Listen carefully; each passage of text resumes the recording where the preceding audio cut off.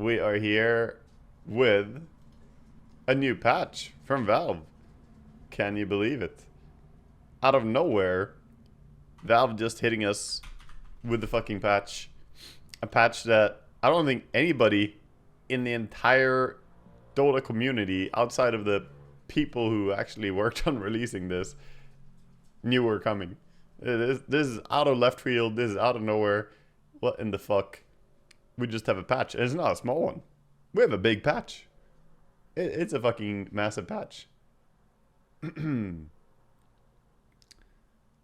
So let's not delay, and let's go and check out our patch notes here. This is very small to read like that. Can you read them somewhere else? Gameplay patch. Ah, here we go. All right. So this patch is, as you can see by the scroll bar, fucking long. It covers a lot, almost every hero, some exceptions, and there are some major changes overall. So let's just fucking go top to bottom and read patches. Probably gonna take me a little while here. An area of effect icon has been added to all tooltip values that are affected by Bloodstone and other AoE increases. Nice. Mighty Mind's health regen is reduced. The Well Wishes has less mana regen. These are the sides of the map. Starting from his second death, Roshan will now always drop the Roshan's banner. Starting from his third death, Roshan drops Refresher Shard and Cheese during daytime, or Aghanim Blessing during nighttime. Okay, Cheese and Refresher, or the Aghanim's Blessing. Yeah, okay, fair. So you can choose a little bit if you want to kill him daytime or nighttime. That is interesting. Teleport time to Roshan's outpost is decreased from 6 to 4 seconds. Boom! So you can contest Roshan a little bit more. Very good. TP classifications. The following are considered teleports. TP, level 1, level 2 travels, Twin Gates, Chen's Divine Favor, Io's Relocate, Keeper of the Light's Recall, Lone Druid's Spirit Bearer Return, Teleportation, Psionic Projection, Keen Conveyance on Lord's Fiend's Gate, and Visage Summon Familiar Recall. Faithful Summoner. So, yeah, okay. Breakability update. The breakability rules of facets and innates and abilities have been updated. Breakable Yes has been added to all abilities that are partially or fully disabled by break. All abilities that are partially disabled by break have an alt plus tooltip line detailing break interactions. The following are now fully disabled by break. It's a bunch of shit. It's like a fuck ton of things. We have Alchemist, Batrider, Bloodseeker Thirst, Bounty Cut Purse, Jinada, including Shuriken Toss, applying Jinada on hit. Wow. Okay. Chaos Knight, Reign of Chaos, Clockwork Armor Power, Cold Comfort. It's just a fuck ton of things. I don't necessarily need to read everything. If you want to know exactly all the things that are disabled by break, you can do it. Importantly, I think the one that stands out is PA Immaterial is disabled by break. So her evasion does get disabled now. I think that's probably one of the most important ones to keep in mind. Insurmountable also is breakable. So yeah, a little bit of stuff there. The following are now partially disabled by break. CK Break disables the passive damage reduction aura from Phantasmagoria. Ember Immolation. Immolation is not disabled for Remnants when upgraded with Aghanim's Shard. Juggernaut Blade Form. It disables the gaining of new stacks. Break does not disable the passive bonuses from existing. Yeah, a few different things. But yeah, I'm gonna gloss over this because these are not super important. The following are no longer disabled by break. Lich Death Charge. Okay, so he still gets mana no matter what. He can't get broken. Fair. Ability blocking and reflection. This is an entire topic here. Abilities that are applied with attacks can no longer be reflected or reflected. The following abilities had their behavior changed. Beastmaster, Call of the Wild Hawk Dive Bomb, Omni Knight's Hammer of Purity, Tusk Walrus Punch. So this can no longer be blocked or reflected. Pretty big. Ogre Magi Fire Blast when applied by hitting with the 25 talent. Abilities that can be unit or point targeted but do not track their target when unit targeted can no longer be blocked or reflected. Yeah, this is a bit awkward. But it essentially means Lion, Earthspike, and Sand King Burrow Strike. I don't think it means anything else. It does list these two. I think it's specifically these two. Like, it's very specific here. But this is pretty huge. If you target Earthspike on the ground, Anti-Mage cannot reflect that. If you target it on the ground, you cannot Lotus Orb that, as far as I understand. It cannot be blocked or reflected. So, yeah. Actually, you could even target it on a hero, and it should still not be reflecting, right? Do not track the target when unit target can no longer be... Yeah, they just straight up can't be reflected, I think. Nyx Spike can be reflected? No, it could never be reflected. So Nyx Spike is already exempt to this. It was never targeted in the first place, I guess. Probably is what it means. I mean, you can target it, but it doesn't work like that. I don't think it can be reflected. Abilities that track their targets when unit targeted can be blocked or reflected. The following abilities had their behavior changed. Okay, so Iron Shell can be... You can now... Iron Shell? Huh? How? Okay, so you cast... Yeah, casting Iron Shell on the enemy can now break Lincolns? Is what you're saying? Yeah. Yeah, Nyx was long ago changed to not unit cast. Abilities that can be unit target and displaces the caster are now locked on ability cast, or blocked on ability cast instead of after displacement. The following abilities have their behavior changed: Huskar Life Break, Marcy Rebound, Meeple Mega Fling, Sven Stormhammer with Aghanim Scepter, and Tiny Toss, and Tusk Snowball. Blocked on ability cast instead of after. Yeah, so they block them immediately. That's pretty nice. So this is pretty notable. Tusk can't just snowball someone with Lincolns. It also means that Anti-Mage can't freely get snowball over and over. If you ever played Tusk against Anti-Mage, you might know how insanely difficult it can be to catch an Anti-Mage if he just presses reflect when the snowball lands. Now it doesn't work that way anymore. He has to press the reflect before the snowball connects on him. So actually Tusk is better against AM now. Little detail. Abilities to fire projectile at a primary target and affect an area around them now only triggers spell block and reflection on the primary target. The following abilities have their behavior changed. Alchemist Unstable Concoction. Yep. Because otherwise you could reflect it by being next to it. Bristleback, Nasal Goo, and Noxious Plague. Not super important, but yeah, sure. Abilities to fire individual tracking projectiles at targets to apply the same effect to all units. Hit now trigger spell block and reflection independently. Following abilities have their behaviors changed. Bane. Now trigger spell block and reflection. Wow, so Bane with Shard can just kill Lincoln spheres very effectively. So he can AoE Brain Sap, and if you have a Lincoln's, you will block the Brain Sap, but your Lincoln's is now on cooldown. Dazzle Poison Touch, and Lion Finger Death with Aghanims. Yep. Nyx Mind Flare, Skywrath Ancient Seal with... Okay, yep.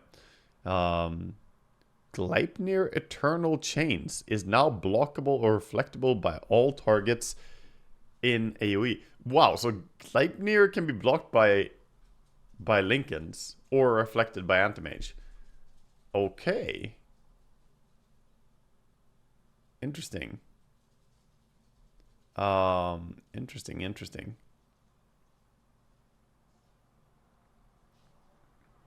Should also add the Shadow Shaman's Ether Shot. I don't know why it's not listed.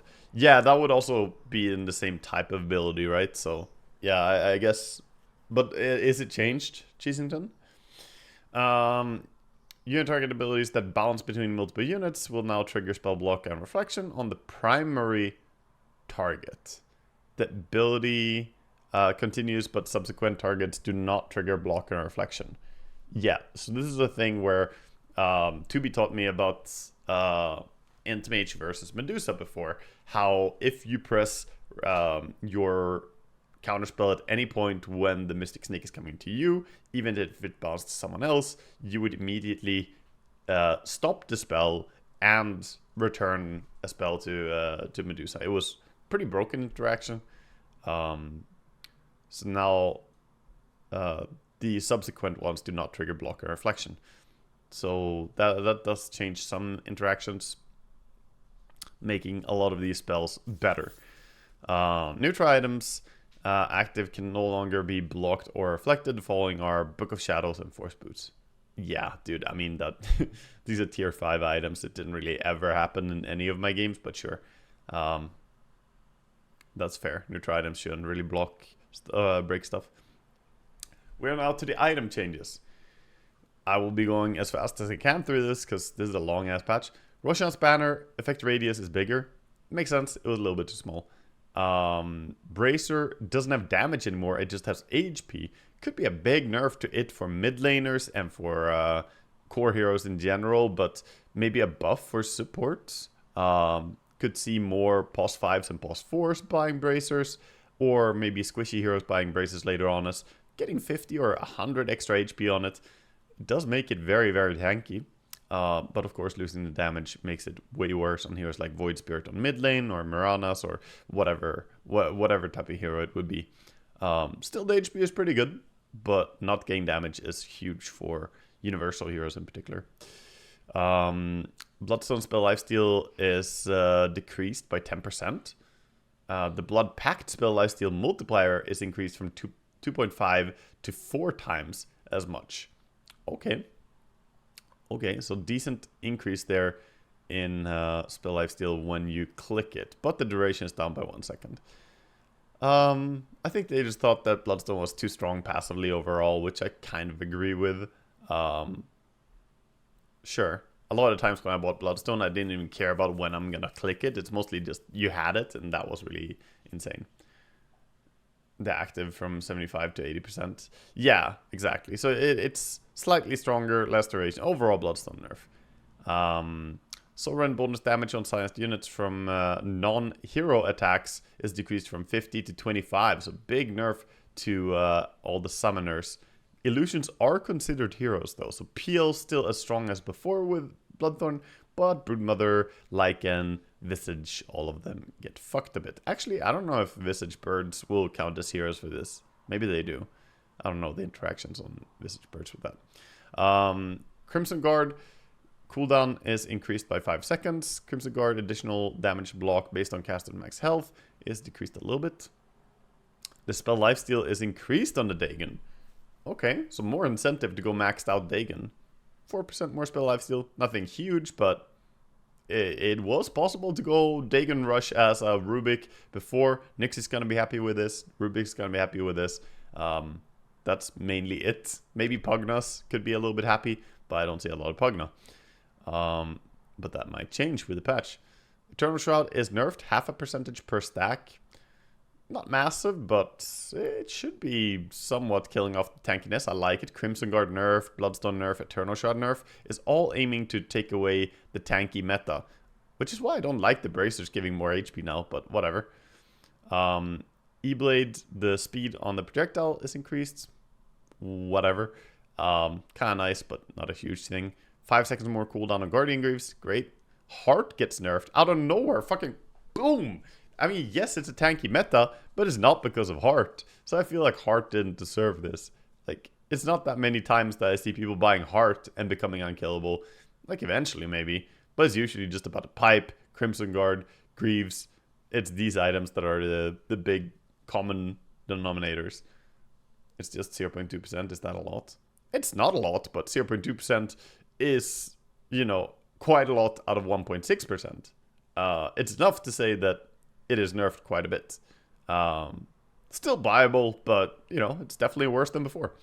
Heaven's Halberd, slow resistance is increased, and disarm mana cost is reduced. So a little bit of buffs to another item that can be very useful. The Echo Shell duration is down on Lotus Orb. Okay. I feel like Lotus Orb overall got nerfed with a lot of the changes above, and now this too. So Lotus Orb a little bit harder to justify. Mirror Image Illusion duration is decreased by 2 seconds on Manta Style. That will push people away from Manta a bit, which was purchased on a ton of heroes. Pavis is giving more health. The Pipe of Insight gets 2 seconds less barrier duration, and the passive aura magic resistance is down by 2%. That's pretty good. Solar Crest cost is decreased from 600 to 500. Total cost down by 100. Don't really love seeing Solar Crest becoming cheaper because it's still the same sort of boring stuff that we've seen a lot, just tank meta, but sure. Shadow Amulet Fade no longer requires the target to remain still, no longer refreshes its cooldown if cast on itself, and now slows the target by 35% while invisible. And Fade can now be dispelled. Wait, does this mean people are gonna grief me with their Shadow Amulet now? If they cast it on an ally, that ally gets slowed by 35% as long as they don't have a way to break the invisibility. So I guess you need, what, power treads?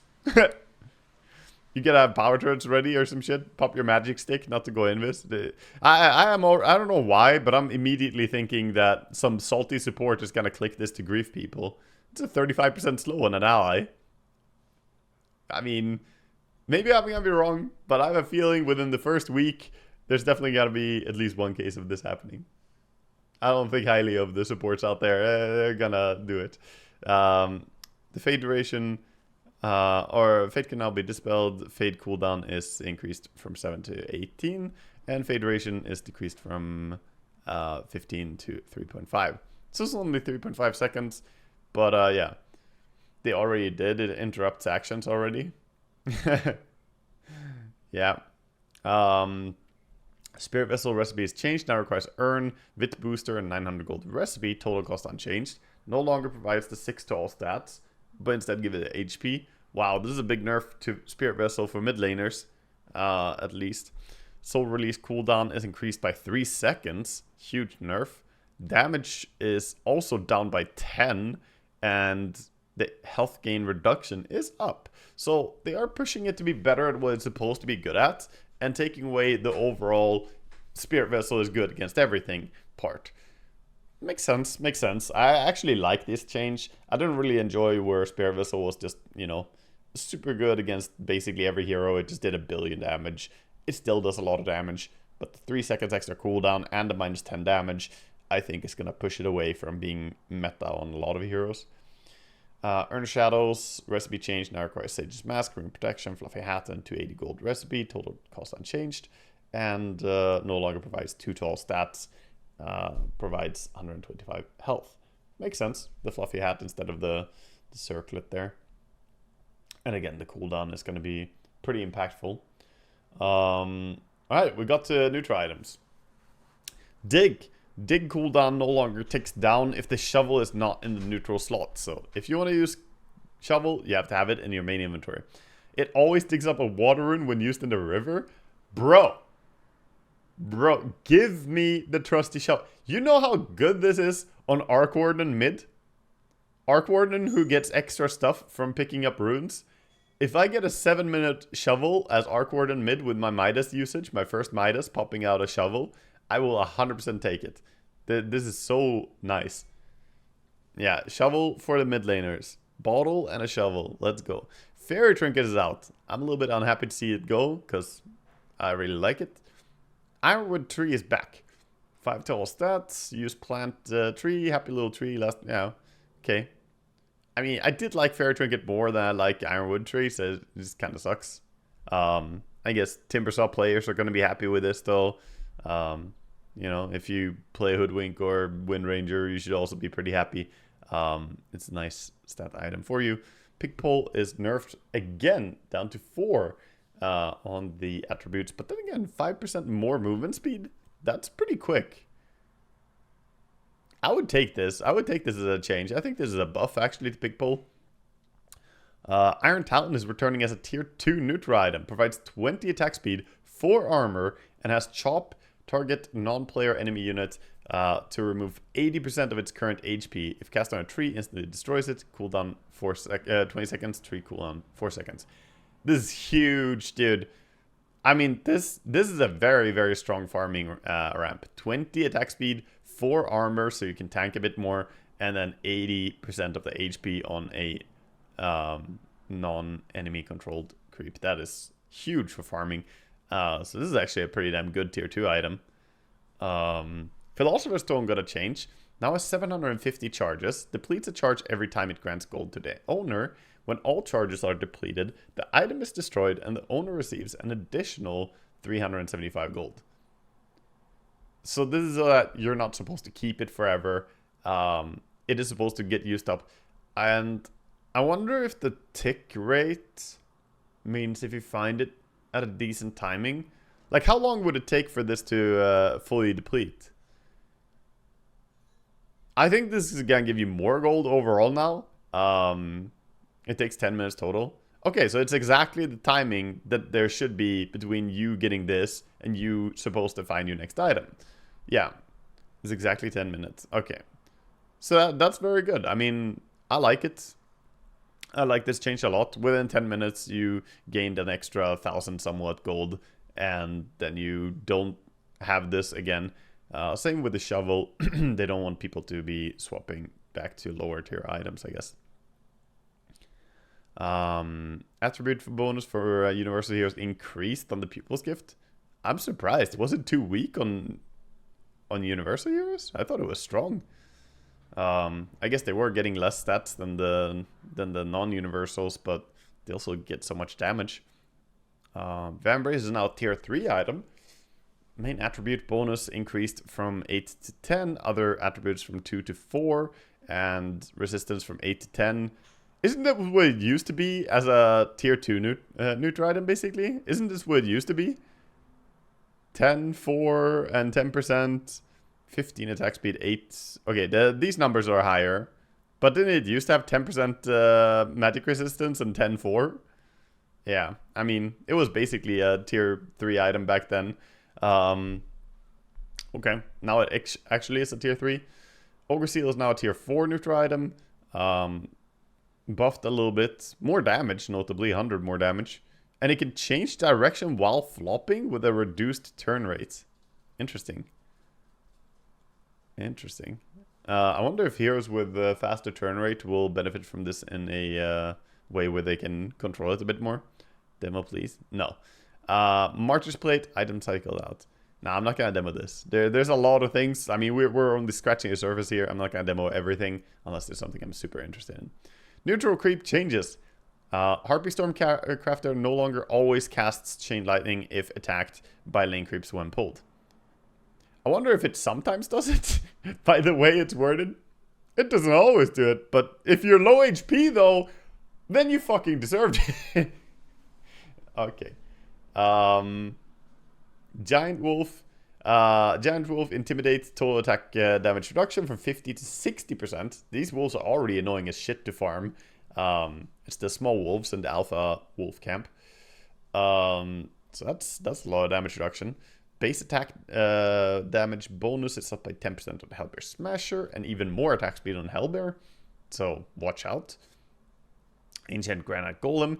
Bonus HP percentage from 15 to 19 to 16 to 19. And weakening aura armor reduction increase from 2 to 5 to 3 to 6. Bro, I'm gonna be honest. I didn't even realize that the small golems had a fucking armor reduction aura. I literally have never considered that. So yeah, I guess it's stronger now. They take away 3 armor. I mean, I actually never realized that they had a fucking Assault Cuirass aura going on. But okay, apparently they do.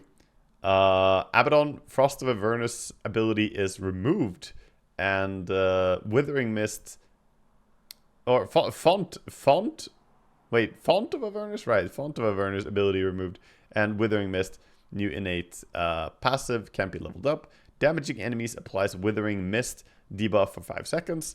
Affected enemies have their HP regen, healing, lifesteal, and spell lifesteal reduced by 35% if they are below 40% HP. The debuff is always applied, but if they are above the HP, there it is inactive.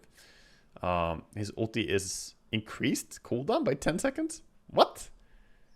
Dude, I have not seen any Abaddon anywhere. Has anyone seen any Abaddon play?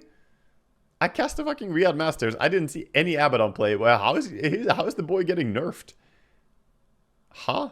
Aphotic shield barrier decreased from 100 to 80? I literally have not seen anybody play Abaddon in the games that I watched, but he's just tanking a nerf here.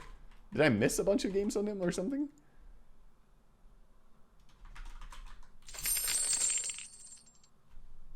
Break is back, baby. Yeah, Abaddon was picked a grand total of 0 times and banned 0 times. It seems. Was he banned? Let me see. Yeah, he was actually never picked, never banned throughout all of Riyadh Masters. Ha! What? What? It's a pub nerf? I guess it's for low MMR or something? I don't get this one. Has he been ravaging the lower MMR? This hero, literally, I've not seen it in forever. He has a high pub win rate. Okay. I guess it's the pub nerf. Thank you, Brilliant Brunch. Alright, that's an interesting one. Aphotic Shield also gets nerfed on the talent. Okay. I don't know who's been ravaged by this. He sits at a 54% win rate. I feel like I've never seen him in my pubs or in pro games. Like, completely ignored pick bans in Riyadh. It's quite something. Darskar is cleaning his keyboard. Anti-Mage. Base health regen is increased by 0.25. Persecutor, new innate ability. Passive, scales with mana void. Attacks slow enemies based on how much mana they are missing. 12.5 to 20% minimum slow at 50% mana, up to 40% slow, or 25 to 40% slow at maximum 0 mana. Okay, interesting. But that is at 0% mana, so only for 0.75 seconds when they get to 0 mana, I guess. Illusions cost the full effect. Okay, so illusions can slow you. That's a little bit scary. Mana Break is no longer an innate ability, and they rescaled that. This is gonna be a thing. We'll see a lot of innates that shouldn't have been innates just become abilities. I'm not gonna read the exact numbers. I know it technically has 2 more damage, or 2 more damage on level 1 now than it did on level 1 before. I'm not gonna talk about it, so I'm just gonna say this for all the innates that become regular abilities. If any of them stand out to be super different, let me know. Otherwise, I'm just gonna assume that they're basically turned into sort of regular version of this spell. Because it's too much reading all the fucking numbers. Blink Aghanim Scepter upgrade is reworked. It now reduces the cooldown on Blink by 1 second. After casting Blink, your next mana break within 5 seconds is empowered, burning an additional 20% of max mana and preventing the target from regenning or gaining mana for 6 seconds. This debuff is undispelled. AM is now the new Alchemist counter. In a wild flip of the fucking event, suddenly AM is good against Huskars and good against Alchemist. Huh. I guess not. It's just mana regen. I guess the way it's worded, I thought it's like regenning overall. I guess it's just mana regen. Yeah. It just says, reading it like regenerating or gaining mana. Okay, I guess it's just mana gain overall. Yeah, otherwise it would be insane. He's like a new AA. Yeah, it's not that. Okay, so it's only mana. Never mind, he doesn't counter those heroes. He gets fucked by them still. However, no mana gain. I wonder if that means Pugna can't gain mana if he targets a full HP heroes as well. If that counts as a regening. I guess gaining mana would cover that. So yeah, you just can't gain mana.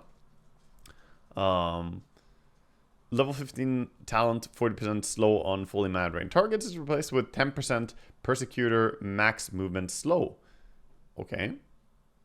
That's kind of strong, get up to 50%. And the -1 second blink cooldown is replaced with 0.7 mana void stun. Okay, you can do a long stun now with AM ulti. 50% slow every hit. Yeah, get fucking slowed, dude. I mean, it already existed as a 40% slow, now it's, you know, 50% instead with the talent. I think the bigger change is not that, it's that he will just passively fucking slow people even before they have gotten that low. I think AM is a big winner here already. I mean, yes, he's only a second hero we're reading, but this seems huge, dude. Arc Warden, let's see what they did to him. Order, movement speed slow is increased on the Flux, up to 39%, 15%, very small buff. Slow duration is increased from 0.4 to 0.6, and instead of 0.7, 1.2. Okay, so better slow. Movement speed slow is decreased from 6 to 5, 18 to 14. Yeah, I mean, I guess that's a nerf. Slow duration is decreased from 0.6 to 1.2 to 0.4 to 0.7. Sure, so they swapped them around. This does actually make the... Okay, I'm gonna give my take on it. I'll read the thing as well. Level 25 talents, magnetic field affects creeps and buildings, replaced with flux silences when target is alone. Wow. Okay, that's way better talent. Yeah, I'll take that. I'll definitely take that. That's pretty damn good. That's pretty damn good. Okay, my take is that this is not gonna massively upset if you take Disorder or Order. It is, however, gonna make Arc Warden a lot weaker when he has both his clone and himself out. No matter which order or disorder you took, you can no longer do a good setup with Spark Wraith into Spark Wraith, because the slow on the initial Spark Wraith is reduced and the slow on the other one is increased. I suppose maybe it's going to be fine though. 0.7 seconds might be long enough that you get this one to trigger. But having 1.2 seconds slow on this Spark Wraith, guaranteed if you get hit by the first one, you're going to get hit by the second one. And now they swap them around, which is a nerf to Arc Warden. So overall, bit of Arc Warden nerfs, but a nice new 25 talent. I don't think it makes up for the nerfs really though. Beastmaster Facets Wild Hunt bonus attack speed per unit is rescaled from 1, 2, 3, 4, 5 to 2, 3, 4, 5. Yep. Beast mode, Inner Beasts active bonus attack speed is rescaled from 10 to 50 to 20 to 50. Yeah, they just don't have it as an innate ability. New innate, Rugged. Beastmaster's melee hero damage block chance is increased from 50 to 100% versus non-hero units. Oh, interesting. So they're buffing his jungling and creep tanking. Dude, he's gonna be taking very little... Whoa, this is good. This is very good, actually. He's gonna be taking a lot less damage from lane creeps. Yeah, more like rigged. Yeah, so for anyone who doesn't really know, there is passive damage block. Passive damage block from like a built-in fucking Vanguard that every hero has. Ranged heroes have less, melee heroes have more. I don't know the exact numbers on how much you block. I can't pull them out of my head, but someone in chat might know.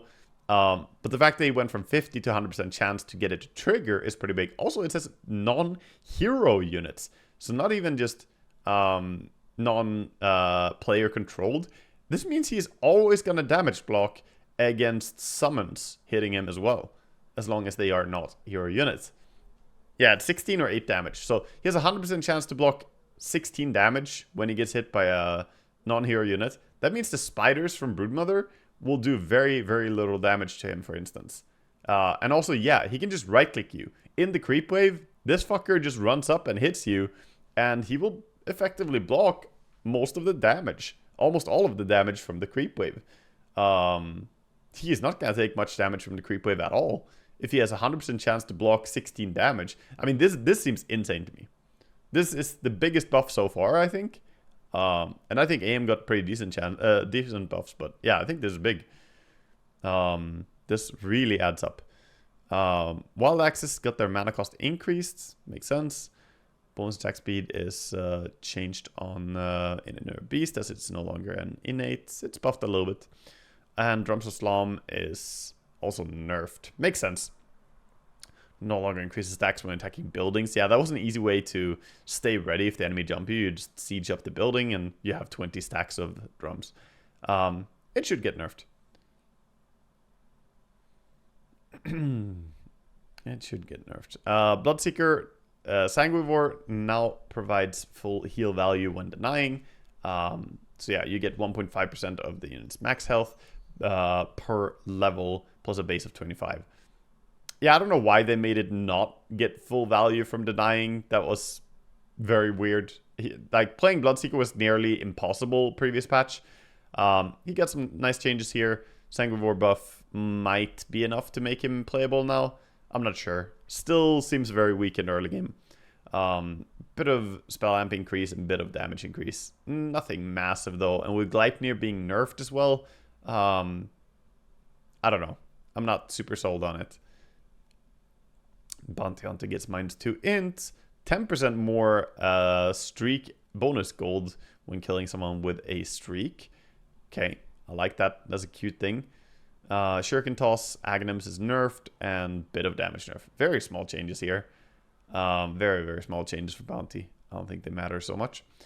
Brewmaster, Belligerent, new innate passive can't be leveled up. Whenever Brewmaster respawns or comes out of Primal Split, he gains 20% attack damage bonus. Duration when respawning 30 seconds. Duration after Primal Split is 15 seconds.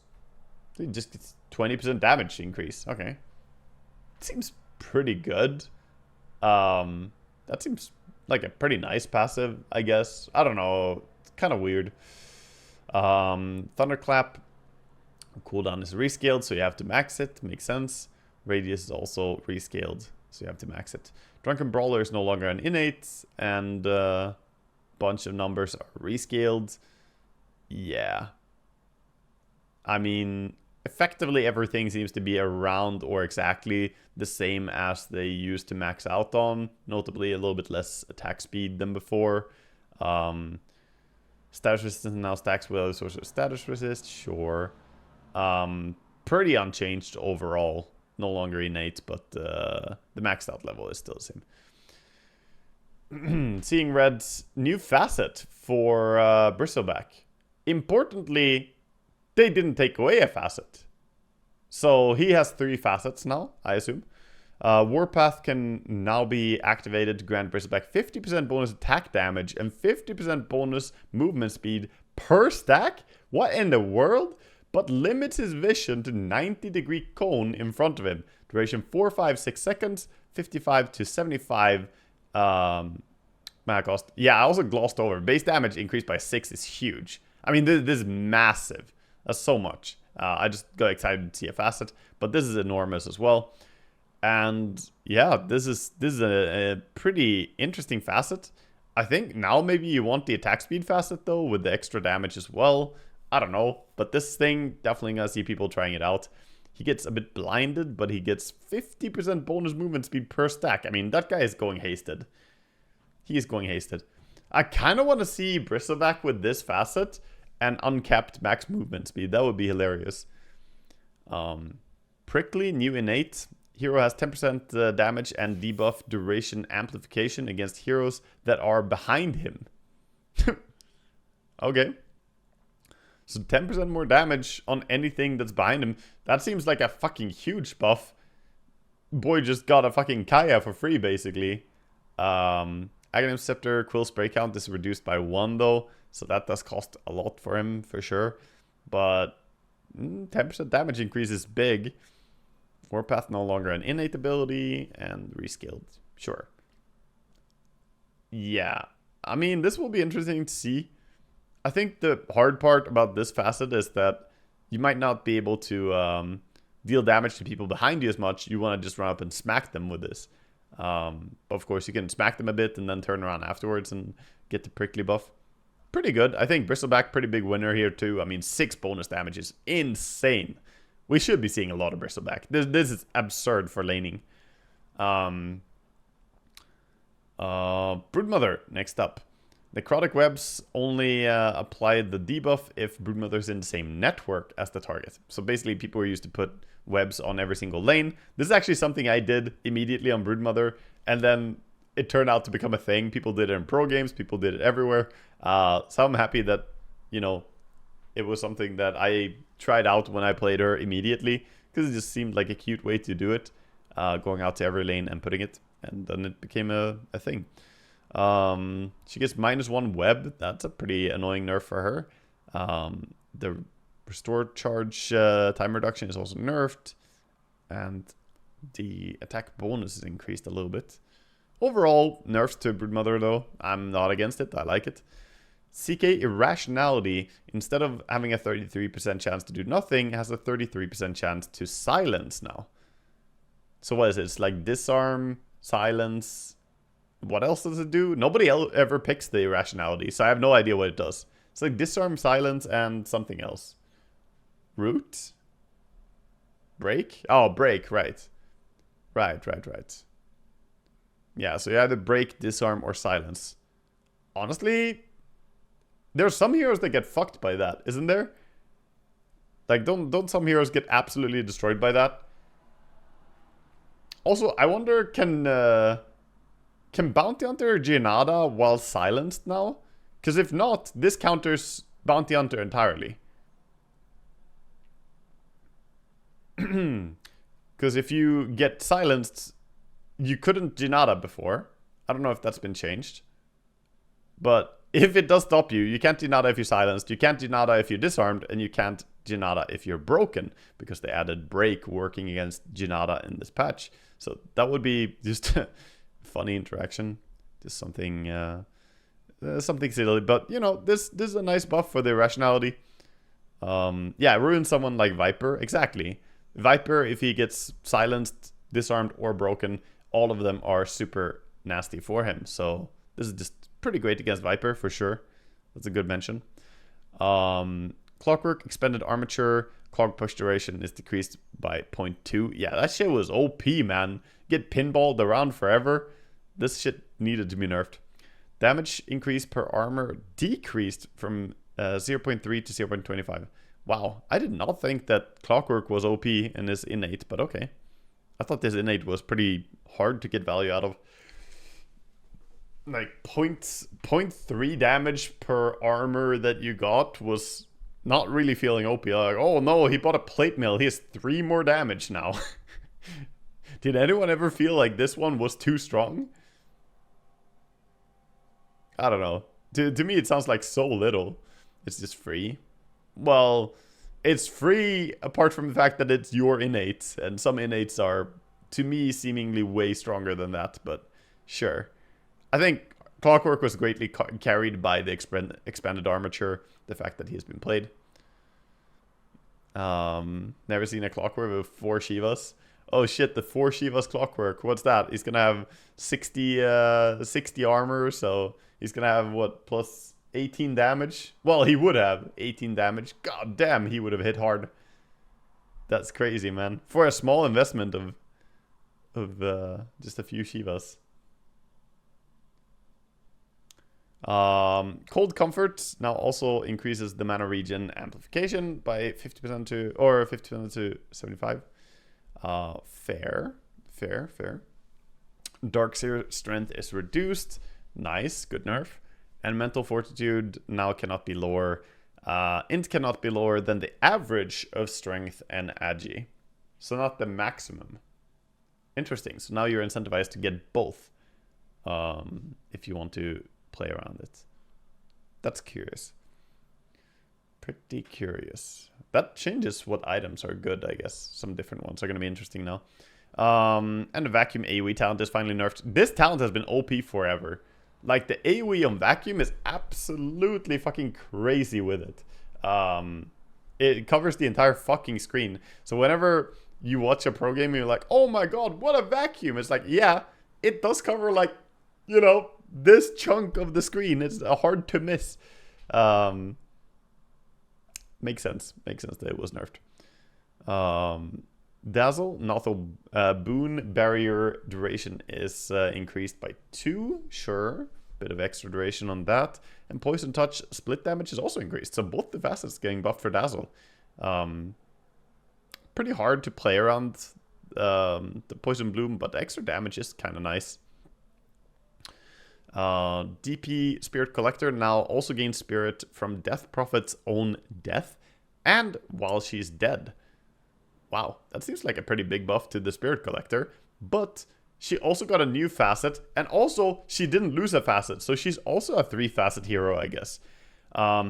Morning Ritual, passive effect, Death Prophet delays 20 to 50% of incoming damage, taking damage in 1 second intervals over 5 seconds, scales with exorcism. This is now the most OP thing. This far. I did cheat and read some of this before I went to bed last night, and this was one of the things that stood out to me to be absolutely broken in theory. I have not seen a single game of DP. I don't know if I'm completely wrong, but my gut instinct tells me that's insane. You get Kunkka Rum passively just all the fucking time? Tell me that ain't broken. How the fuck do you burst DP when she only takes 50% of the damage and then heals it up with her Spirit Siphon? To me, sounds absolutely crazy. Yeah. I don't know if you can block the damage in any other way. If you like use Yules, I think you still take the damage then. Yeah, just deal. Yeah, you just have to deal 50% more damage, I guess, or 100% more damage. Not 50% more. You Yules and you chill. Yeah, you can like use your Spirit Siphon, pop a Yules. You're immune. You immune some damage with Yules. Oh, you do block damage with Yules? Really? I thought it was like guaranteed to apply to you at least. But if you can block the damage with Yules, that makes it even more broken. I thought it would like gonna be like Kunkka Rum, that it always does apply at least. Not that you can somehow fucking dodge it. That would be even more fucking insane. Either way, I think it's OP. Definitely think, you know, Death Prophet happy after these changes. Crypt Swarm got a quality of life change. Nothing else. It's just the cast range is now equal to its wave range, and the range is higher. Spirit Siphon can now target Roshan and Tormentors. That's pretty nice. Makes her a little bit capable against those targets that she's otherwise pretty bad against. The health count is replaced with the Silence AoE, and Crypt Swarm damage is replaced with 400 health. She will happily take that. 400 HP, sign me up. Especially with the Morning Facet. Holy shit, DP got some nice changes. Yeah, DP looking pretty good. Kinetic Fence. Cast range is increased by 150. Sure. Haven't seen too many people use it. Glimpse now deals 20 to 35% of the distance traveled as damage. Max damage remains the 100 to 280. Okay, interesting. I wish it didn't have any max damage. You could just glimpse someone to base and they fucking die. Might as well add death to a failed TP out. Level 15 glimpse max damage replaced with 10% plus 280 glimpse distance to damage max damage. What the fuck am I reading? 280 to glimpse distance to damage max damage. Okay, so you can do what? Fucking giga damage. You can do some 565 damage or whatever with the glimpse now, if you take that. Seems fair. Impending Doom. Doom has a new facet, also 3 facets. Every 6.66 minutes, duration is increased by 0.66, doubled in turbo. Damage per second is decreased from 30 to 70 to 30 to 60. So he's worse at bursting people, but you do deal more damage as the time is gonna increase. And this is infinite scaling, so if you have a long game, you just press Doom on someone, get fucked. I wonder what that works out to be. What's the total damage on a minute 60 Doom now, for instance? Interesting change anyway. Facets, we have another nerf to the Corrosive Dragon. Wow. In the 66 minute game, it's going to be 6.6 extra seconds to the ulti. Yeah. But damage-wise, it's still pretty bad, right? Because minus 10 damage, and you already have the base duration of 16. So, minus 10 damage, you're already losing 160 damage to start with. So, you only gain more damage when you're adding like 4 seconds to it. So, it does take a while before you actually kind of make up for it, I guess. But then again, by the time you have level 3 ulti, you're already a while into the game. So maybe it's like around the same power at the time that you get level 3. Yeah. More importantly, a longer doom is, you know, the nasty thing. 6 extra seconds is pretty good. But sure. We'll see. I think also more importantly, aghanims and self-dooming might become a bigger thing, because you can play around that for a longer time. But yeah, DK can go get fucked. I don't mind them nerfing Corrosive Dragon. Dry Ranger Sidestep is buffed. Less movement speed penalty. Yeah, it felt like shit to use this before. Bonus damage on the Frost Arrows is increased. 10 level 1. Kind of good. It's not really base damage increase, but 4 more damage on level 1 Frost Arrows is really nice. Nicer for last hitting now as well. You can just use a Frost Arrow. It's only 9 mana spent to try and secure a CS. And then the lifesteal is replaced with 75 attack range on 15. Interesting. I will take the attack range quite a lot, I think. Yeah, I'm happy to take attack range, dude. That should synergize pretty nicely with her shard as well. I don't dislike it. I mean, 20% lifesteal was probably better in some ways, but it was better in a boring way. It was like, oh, I'm unkillable. I don't want Drow to be unkillable. I want her to be good at killing shit. And this is better at killing shit than this is. So, yeah, this is a more fun talent, in my opinion. Probably still a bit of a nerf, that change, but it's good. It's still good. Yeah, attack range also increases the multi-shot range, of course. It's based on your attack range. So either way, whichever facet you take or talent you take at 15, you do make your multi-shot better, either by lower cooldown or by longer range. Earth Spirit has a new facet as well called Ready to Roll. Rolling Boulder. Rolling over an allied hero grants the allied hero 15 to 30% movement speed for 4 seconds.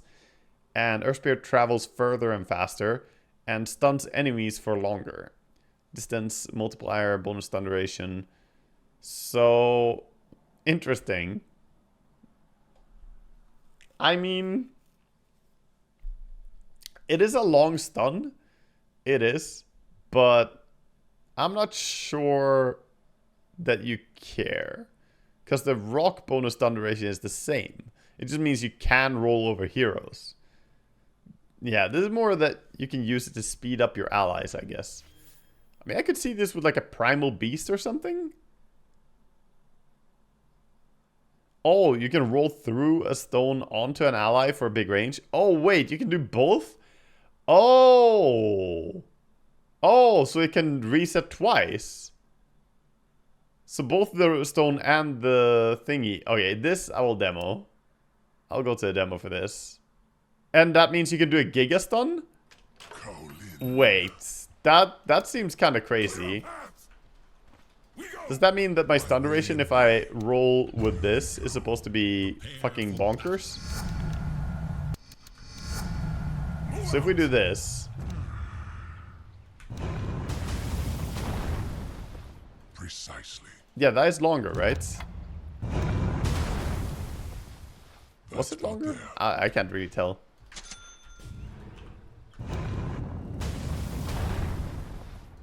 That didn't seem longer. Alright, anyway, let's test the... It needs the stone to be first.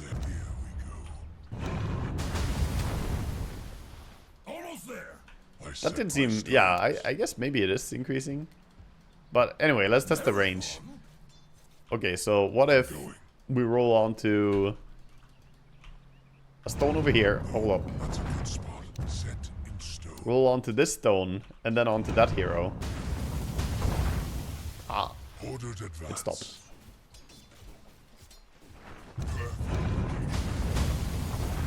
I don't think we get extra range. I don't think it works. What if we have it over here? I don't think it works that way.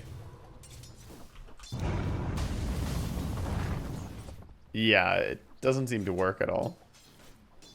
Yeah, it doesn't stack. And even I thought that it was gonna allow us to do like a super duper initiation, like roll through a rock and a hero and then fucking destroy someone, but it doesn't seem to be the case.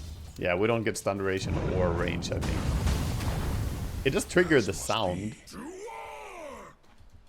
Yeah. It seems to just treat heroes like stones. And also it's pretty unforgiving in the AoE, right? So you gotta be pretty precise rolling above heroes. I can also see this screwing over Earth Spirit players. They want to roll somewhere and accidentally they roll over an ally hero and suddenly they're rolling off to a fucking sunset. Do you need a stone at all? I mean, no, you can roll over a hero and treat them like a stone. That's the big point. But that also means that there's no super strong interaction, I guess. Okay, sure.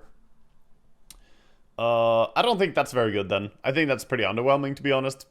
If the hero doesn't care greatly about movement speed, Primal Beast could be one that I see where movement speed could be nice for him because of trample. And because his ability to run people down and kill them. Rolling Boulder, damage is increased from 60 to 90. Okay. And Magnetized damage per second is increased from 40 to 120 to 45, 125. Meh. Not the most impactful. The damage is nice though on the roll. But he already had his strength value as well, so it's not a huge change, to be honest. Earthshaker, Facet, Slugger, Knockback effect is now applied on any kill made by Earthshaker's ability, not just Enchant Totem. I think this is broken. I think this sounds really strong. Is what I said immediately. Sandra can vouch for this. I fucking called that this sounds really good. We will see. Yeah, if you have good positioning with an ulti now, that should mean that you just send shit flying to each other. Obviously, these are level 30 Marses. They're going to be pretty tanky. But send some creep wave. forward. I want to see how this looks. What if we blink here? Yeah. I mean, that is interesting. You can send everything in one direction. You can send everything flying. I also think this will be quite strong for laning mid. Because you can use Fissure to send the creeps flying into enemy hero, not just to enchant.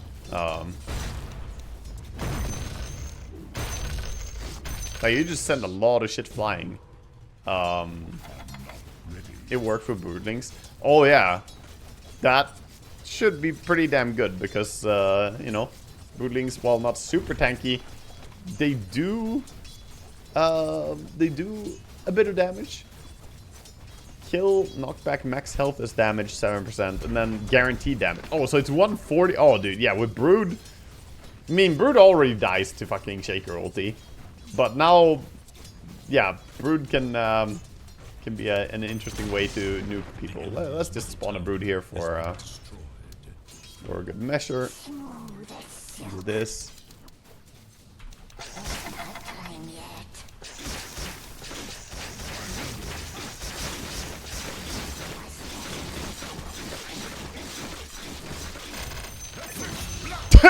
First blood.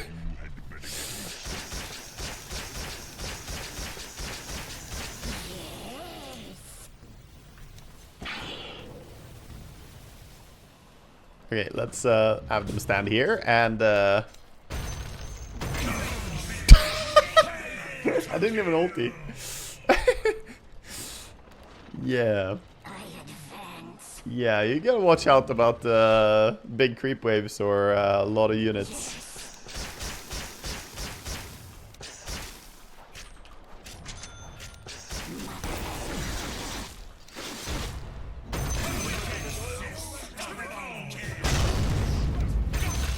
Yeah, so Brood is even weaker against Shaker than she was before. But overall, I think this is a pretty damn big change, not just with the Brood interaction. I also think that it's just good overall. It's just gonna do shit overall, man. It's gonna send shit flying a lot more, and potentially that can have a chain effect where you kill someone with the ulti, and because of that, you kill someone else. You know, it's not bad.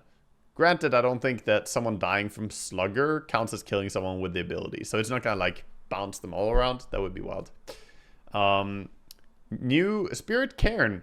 Okay. Spirit Cairn is here. New innate ability. Passive can't be leveled up. When Earthshaker dies, a 75 radius fissure is created where he died. This fissure blocks movement, provides vision, and allows Earthshaker to gain experience around it. Okay. I mean, I guess. I don't know if I fucking care so much, but okay. Does mean that he can gain a bit of vision. Kamikaze Shaker. Yeah, it does mean that if you die first in a fight, you're still gonna get levels during the fight. This will 100% screw up your team. Just a random fucking block, dude. Around no specifics. I think it's just a tiny little rock, like a little rock where you died. Aftershock no longer innate ability. Blah blah blah. Momentum on Elder Titan. Movement speed as attack speed is reduced by 5%. Good. Tip the skills. Allied creeps and buildings affected by Glyph of Fortification or Roshan's banner deal 100% bonus damage. Yo. That's a pretty good one. This is now the pairing with... fuck, not Arcworm because he can't buff it anymore. Yeah, Bloodlust, fucking Ogre Magi and Elder Titan. Bloodlust, Glyph the tower, and bada bim bada boom. The tier 2 tower is gonna kill your opponents. Yeah, that's scary actually. 100% bonus damage during Glyph. Creeps and buildings affected by Glyph fortification, yeah. Astral Spirit is rescaled no longer. Basic ability. Second attack penalty is increased on the Ember Sleight of Fist. Sure. Good nerf. Immolation. So now he has Immolation. It can be upgraded with Aghanim's Shard. Increases the damage. Or it deals 10 to 40 damage per second in 175 AoE all times. Basically, they took the innate from Flame Guard and the passive component from Flame Guard and made it his innate. And that's it. You can upgrade it with Aghanim's Shard and the Remnants get it and you get more AoE. It's just a mini Radiance. Scales with your ulti. It's still pretty good. I still think Immolation is pretty damn nice for him, even though it's not tied to Flame Guard now. Searing Change mana cost increased. I think pretty small nerfs to Ember, considering how strong Ember is. I'll say these are pretty damn small nerfs. Immolation aura stacks with Flame Guard, so it's pretty big. Didn't the passive component already stack with the active component though? So I don't think it changes that much, but sure. It didn't stack before? Oh, I didn't test that. I didn't know that. Okay, so more damage when you have Flame Guard active. Interesting. Interesting. Nothing enormous changing about him though. Enchantress. We have removed the Forest Freebie. In my opinion, one of the worst innates to ever touch the fucking scene of Dota. She now has Rabble Rouser.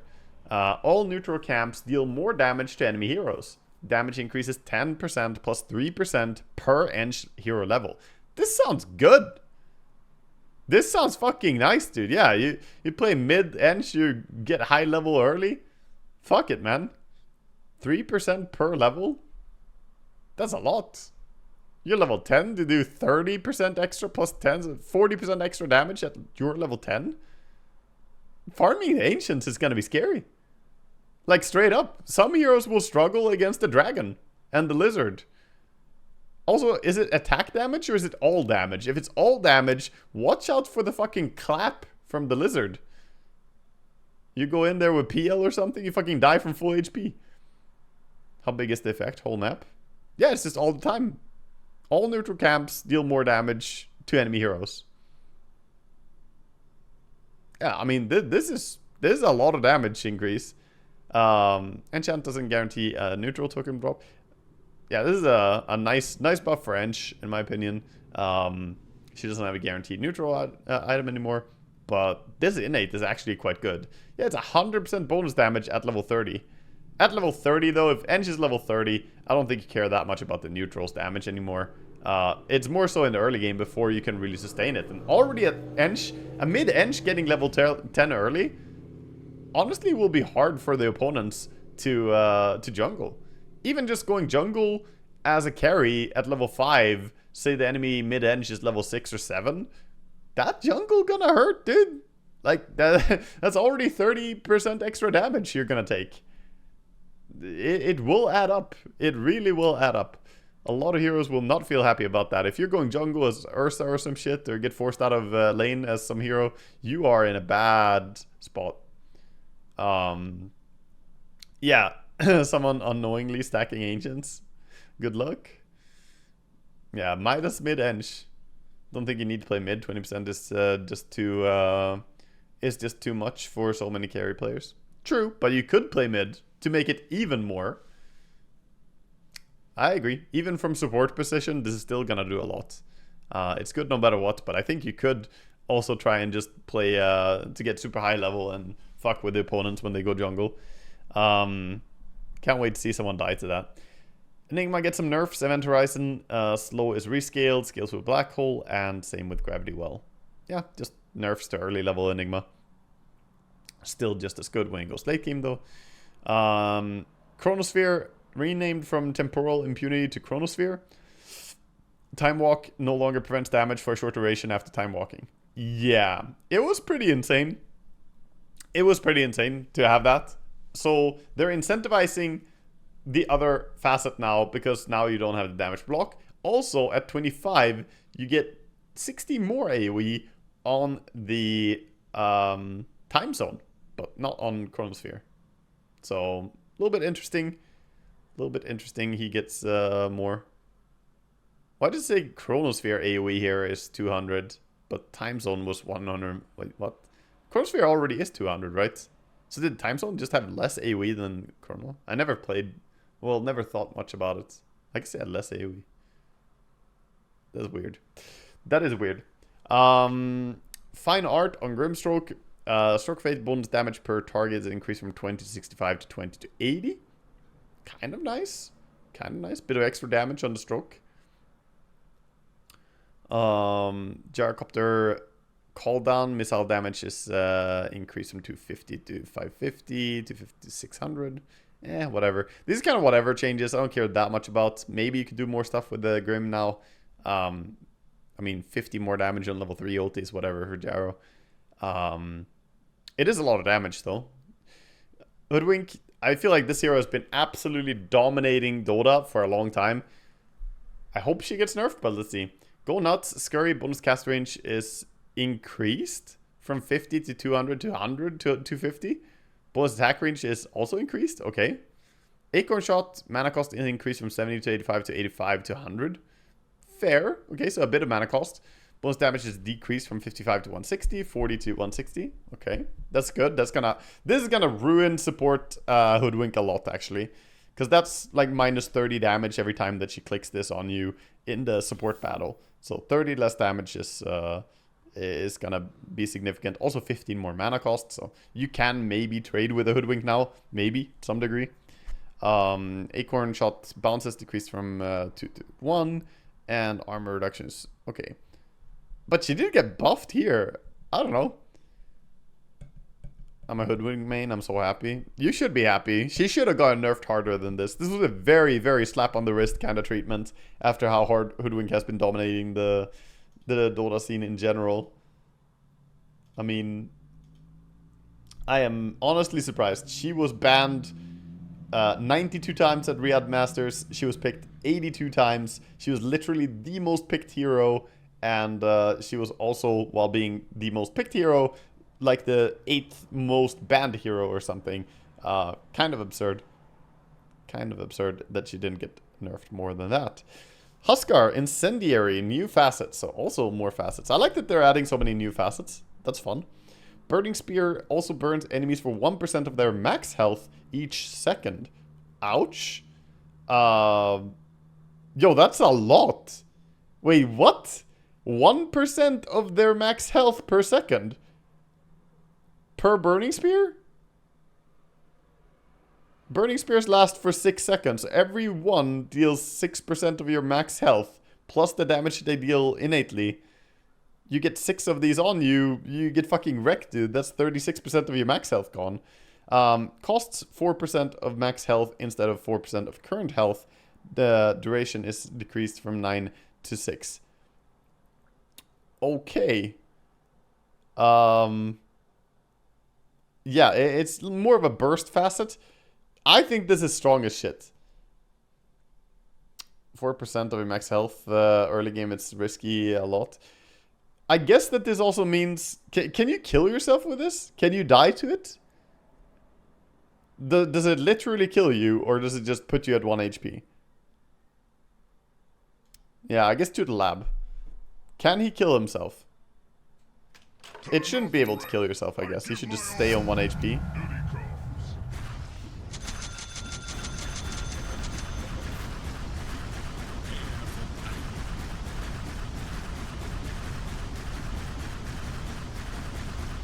Also, good luck getting there. You regen so much when you have some levels. Okay, so it can't kill you. I think this is a very strong facet. I think this is a very, very good facet. We will see. Maybe I'm wrong. But I think this is a very, very, very good facet for Huskar. I mean, it's so much damage, dude. It's insane. You got a lot of Huskar games and you're not convinced about this? Try Armlet level 12. I mean, I don't know what there's not to be convinced about. It just seems like it's gonna do a lot of damage to anything that's big and tanky. You do lose 60 damage per spear overall, if you have it maxed out. So all you need is for 6% of the enemy max HP to be more than 60, which it always is. Like, how fucking squishy do they have to be otherwise? Yeah, okay, let me try it in some more real game situation. Let's assume here that we have like Treads Armlet, and we're against some hero, any hero, and give them like a reasonable level. Give us like, say we're level 10, both of us, right? And give him some random items. Just gonna give him some shit so he doesn't look super squishy. Okay, so we're gonna have this maxed out, probably 1 point this and this. With all my heart.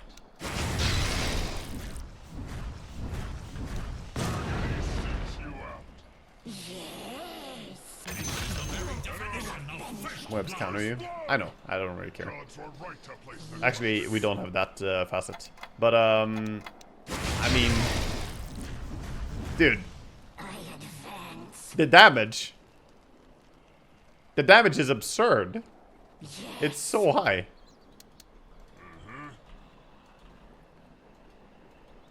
If you get hit by Orb of Corrosion, good luck, keep hitting. Sure. I mean, the max health cost is gonna make it more costly. But you're doing so much more damage now. You're dealing so much more damage with it. 1% of the target's max health per incendiary spear or burning spear. Yeah, it's more vulnerable Huskar who also bursts his opponent more. If you have Aghanim Scepter, for instance, I could see him killing people just by jumping them with Aghanim Scepter and they're basically dead. You would skip Sanj sometimes and you can't skip Sanj with it now. I mean, I don't think you want to skip Sanj anyway. Sanj is so broken. Try Roshan with it, that's all what you want to know? No, I'm not going to try Roshan with it. But, I mean, I don't think it makes a difference. I'm going to be honest. There's no way it makes a difference. Like this, Rosh can't kill you anyway. It's actually going to be better for Roshan. I can already tell you. I don't need to do it. I can already just tell you how it's going to work. It's just going to be better for Roshan. Because you're going to be able to lower your HP faster. Which is good. Because you want to get low HP. If it's faster Rosh, you're taking it. Well, I don't know if the percentage-based damage is going to work on Roche. It's more the self-damage is going to speed up your Roche already. The question mark said it doesn't affect Roche. Yeah, I don't care about this part. This part is relevant. This part, obviously this would be broken on Roche, but this part already makes you faster at Roshing. The second part. Because taking damage and being low HP is the only, you know, like if you're not low HP by the time you're in Roche, that could slow it down. If you respawn and want to TP out to the outpost and take Roche quickly, it takes a long time to drop your HP to where your DPS is maxed out. But now it doesn't. Now you kill yourself quicker, which means you do it faster. Because any Huskar spammer knows, taking Roche when you have Armlet, it's not a matter of it being risky or anything like that. It's just going to be faster. Early game Roche is slower? No. I mean, yeah, but by the... Yeah, you're missing some damage, that's true. True. Yeah, you're missing... I didn't think about the duration. Yeah, you do lose the 3-second duration, so... I guess it's a little bit slower, perhaps. But again, it could be made up for by the fact that you lose your HP faster. I think it's fine. Roche is not the important part about this. The important part about this is that you kill heroes quickly. They die faster to you. I think this is good, but... maybe not absurdly good, but I think it's a good facet. I think it's completely fine.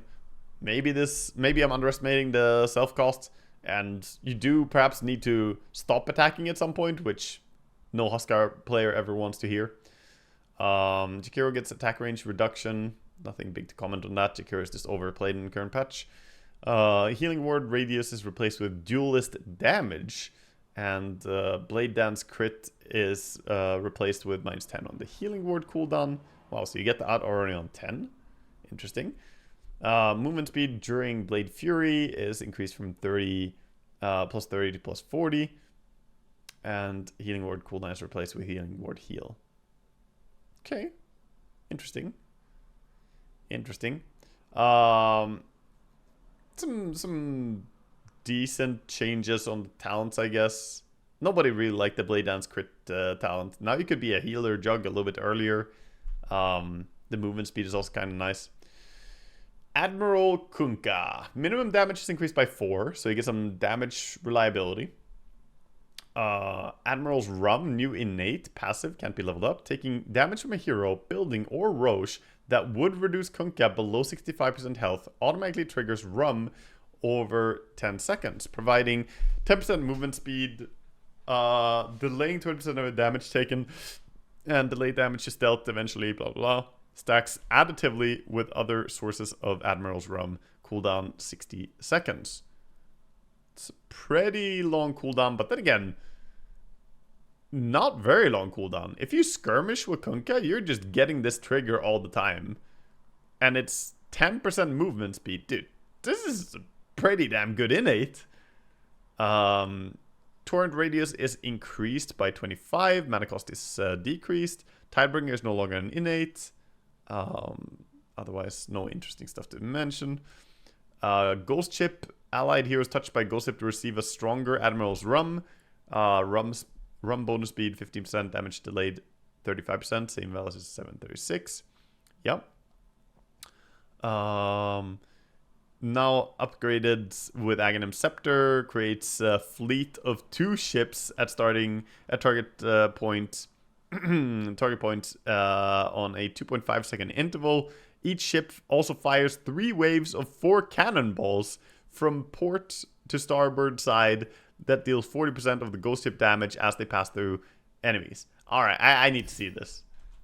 We have guns, An old vessel, but more than seaworthy. cannons. Of course.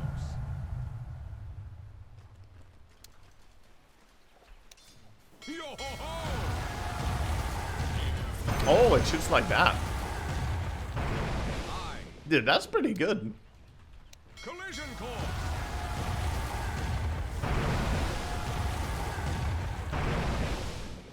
Yeah, that seems pretty good.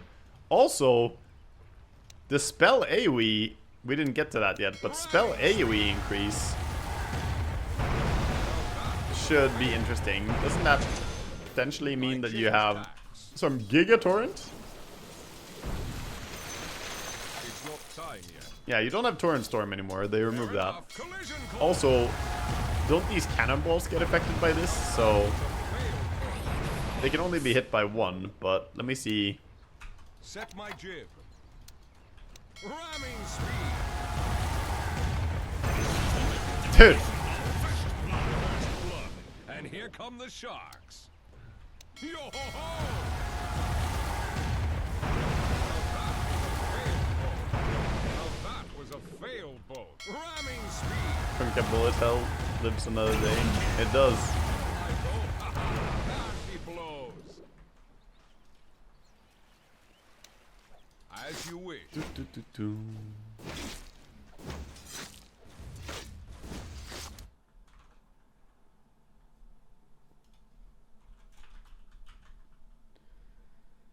Alright, so that was Kunkka. Interesting. Torrent Storm obviously removed because this is the new Aghanim Scepter. And then Ghost Ship Fleet replaced with AoE. I kind of like what they did to Kunkka. I like that they took away Torrent Storm. It was fucking bullshit, man. It was stupid to play against. I think it's a good change. And the boat is fucking funny. Legion Commander, outfight them. New innate ability. Attacking an enemy hero that has a higher level than Legion Commander increases her HP regen, lifesteal, and incoming heals by 50% for 4 seconds. Regen, lifesteal, and heals increased by 50%. Always applies when attacking a hero that is at max level. Interesting. And then lifesteal is rescaled. Blah, blah. Oh, they buffed level 1. No, they didn't buff it. It's just no longer innate. That's the thing, right? I mean, that's pretty good. That's a nice innate. That's a nice innate for Legion. Yeah, buffing heals as well means that you can play around her with heals. Other people can heal onto her. Misanthropy, duration is decreased from 7 to 6. Total damage unchanged. And just some damage decrease on Split Earth. Sure. What do we have? Rage, renamed from Corpse Eater to Rage, no longer gains permanent HP when killing a creep. And then they put it as a in addition on the feast. Right, so now maybe you can take the unfettered facet without it being dog shit. They made the Corpse Eater be part of the innate. That makes sense. Yeah, maybe you can take it now. Maybe it's decent. Lina Combustion, new innate ability, passive skills with Laguna Blade. Every 150 damage Lina does to an enemy hero causes them to overheat, dealing 10, 20, 30, 40 damage to their allies in 400 radius. Does this count themselves as well? If you're combusting, are you dealing damage to yourself or is it just other allies? It should be themselves as well, right? 40 damage to allies in 400 AoE deals 10 damage if the target is an illusion. Dealing over 150 damage can cause this effect to trigger multiple times. No, it's just AoE? Okay. I mean, that's pretty damn good. Also, she could burn down illusions a little bit more effectively now. Because she can very easily deal damage to illusions. And more damage triggers it multiple times. Dude, you could just melt people with this. This sounds really nice. She actually just explodes people now. Yeah, I think the damage numbers is super high on this. Like, you get a lot of stacks of that. Let me just see the thermal runway. Actually, we should probably try it with the other one even. It would be even stronger. But let's say we have a few heroes here. Say I'm like around level 12, 14. Them around the same level here. We can be a little bit higher level because I'm too lazy to buy them items. And just say we have like a Kaya, an Aghanim Scepter. Just for testing here. Just for testing chats. Give us a shard too. Heck it. Give us the Light Strike Array damage. Okay, now that's too much damage overall. Holy shit, they emulated even when they respawn. What the fuck? Okay, give them max level.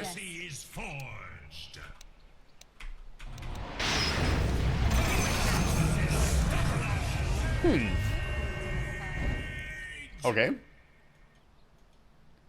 They all still insta-die to that. Let's give them...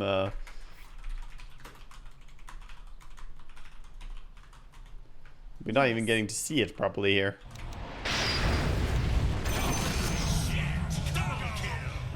Apparently they... There's some wonky interaction when they respawn. They still have the immolate on them here, which is funny. Okay, just put 2 heroes next to each other.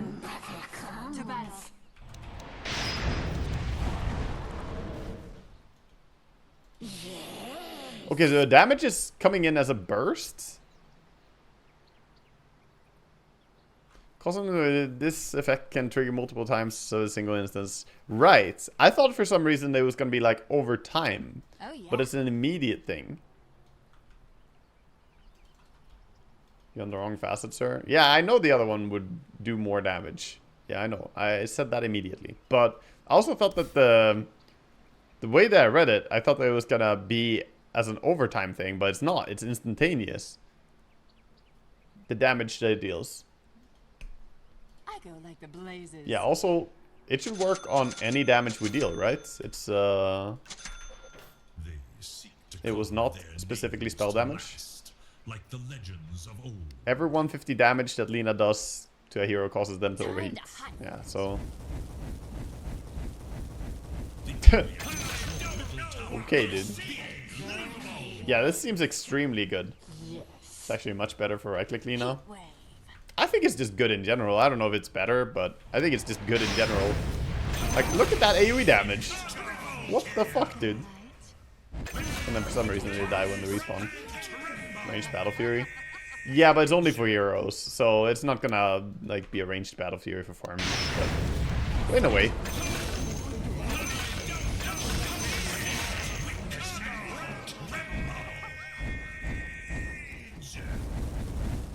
Oh my lord, dude.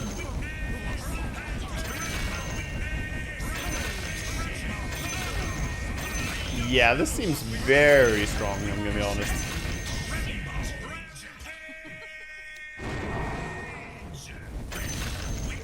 I mean...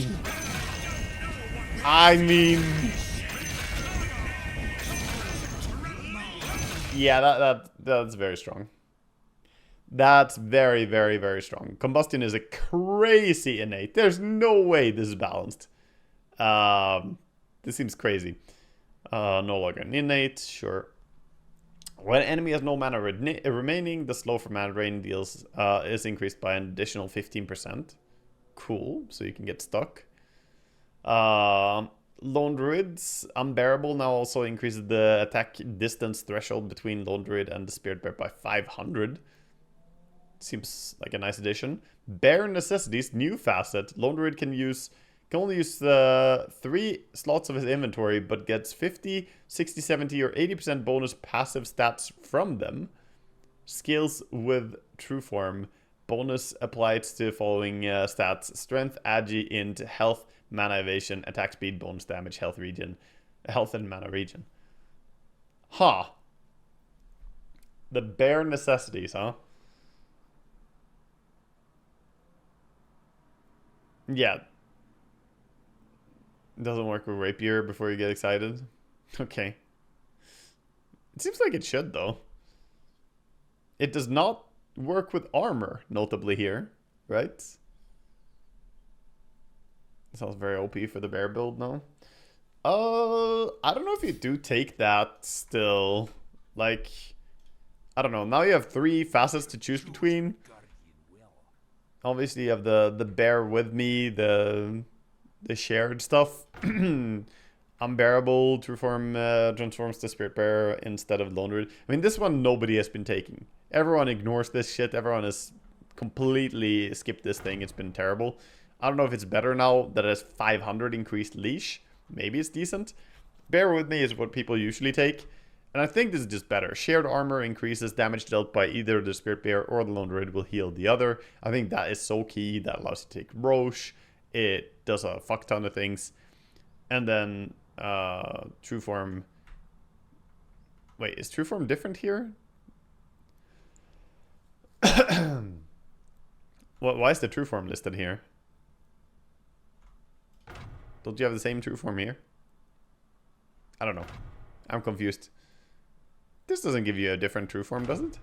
I mean, I guess it does because this one doesn't give you that, but yeah, okay, maybe this is takeable, but not having the heal, I think is gonna be worse. I don't know. Maybe some items are broken though. You just buy like a few bracers and you get 1,000,000 value from it. 80% bonus and then minute 25 kicks in, you just get a lot. But only use 3 slots as an inventory, also pretty grief, because that means one of them quite often is gonna want to be boots. You know, playing Lone Druid without boots is pretty bad. And that means you're only getting 2. I don't know. It doesn't seem... It seems pretty underwhelming. Maybe it's good in some way. Someone will have to prove that, I guess. He can re-roll his neutral token once per tier. Huh. Gift bearer. Interesting. But he can't gift it to someone else.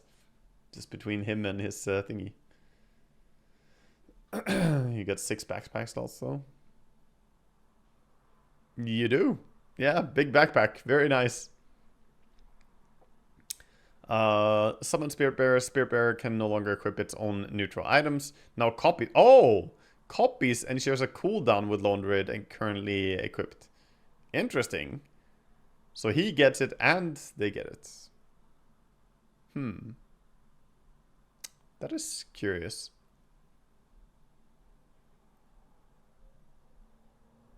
Luna, Silmane's favor is ability removed. Facets Moonshield, renamed from Lunar Orbit to Moonshield. Lunar Blessing, moved to an innate ability. Grants 1 attack damage per level to Luna and allied heroes. 400 night vision and 20 per level to Luna only. Luna receives double damage, double the attack damage bonus at night. Lunar Blessing is global. Right. Okay, so she gets some built-in scaling with it. Sure. And Lunar Orbit is now a basic ability, so they took away the Silmane's favor. Lunar Orbit, new basic ability, creates 4 glaives that rotate 250 radius around her. Any collision... Yeah, this is just a shard, basically, right? Collision radius 150, damage 35%, duration 8 seconds. Cooldown, sure. Not upgradable. Upgraded with Aghanim's Shard. Increases the collision damage by 15%. So 50% of her damage? Glaives also rotate 50% faster. Seems pretty good. Moon Glaives can no longer be activated. Rotating Glaives move to orbit. Blah, blah, blah. Yep. And bounces increased from 2, 3, 4, 5, 6. 3, 4, 5, 6. Hold up. One more bounce? Okay. I mean, the last bounce is pretty weak on level 1, though, to be fair. I don't think it makes a very big difference, but it makes a bigger difference that the bounces are just higher when you get leveled up. Okay. I mean, yeah, on maxed out Luna, this seems strong. And Lunar Blessing, 20 Lunar Blessing damage replaced with 1 per level. Sure. It's a bit more. Being at 25 towns. Yeah, you don't have to level the blessing now. Seems pretty good. I wonder wonder if you always level the Lunar Orbit, or if there's a point in skilling stats on Luna now that you have a passive blessing. But probably this is worth taking. Probably this is worth taking, I would say. It doesn't have the damage reduction that it used to have, right? Yeah, no damage reduction. But obviously you could use this to try and ramp up your farming. The orbit is very long cooldown. Yeah, 25-second cooldown is very long. I don't know how often you use this. I think maybe skill stats if you play Luna, to be honest. Maybe you skill stats instead.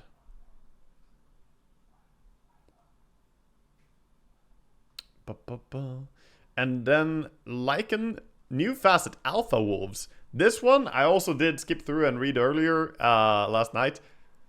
New facet for Alpha Wolves. Increase the max level of Summoned Wolves by 2, but decreases the max level of Howl and Feral Impulse by 1. So you will have weaker Howl and weaker Feral Impulse. However, Summoned Wolves Damage and health scale linearly for their 5th and 6th levels. Starting at level 5, wolves gain hamstring, an ability that is an attack modifier. It applies a 0.5 second root, and the next 4 attacks from this unit's control, from units under Lycan's control, deal an additional 50 damage. So basically like a little Bloodthorn, but physical, only for 4 hits. But, you know, both the wolves can apply that, I guess, so it's pretty sick, I think. And yeah, it's an attack modifier that applies root. What's the cooldown on it though? I don't really understand. It's got 0.5 second root and next 4 hits. All right, there. Yeah, we saw the cooldown here. Okay, whatever. 8 second cooldown is not very long. So now you can micro one wolf hitting first, and then in 0.5 seconds you hit with the other wolf. You get some damage out, dude. This is pretty good ability, I think. Having built-in root on Lycan is not bad. Also means that you can't TP out from Lycan very easily. Just TP doesn't fucking work if he has a built-in root. That is a very, very big point of it.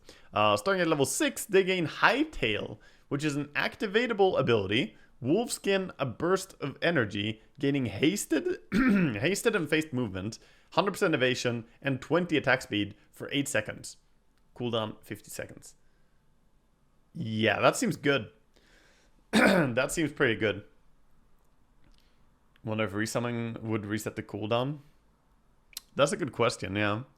And wolf summon with Aghanim Shard are improved when leveling past. Yeah, I think this is really good. This seems like a very nice facet.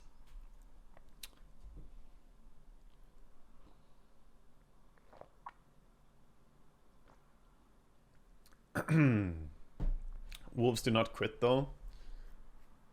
They don't crit? Wait, what? Why would they not crit? Isn't that part of your ulti? Who keeps the company of wolves?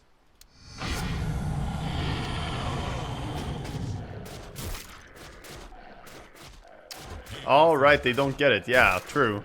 It was only on the other facets they have the crit. But I mean,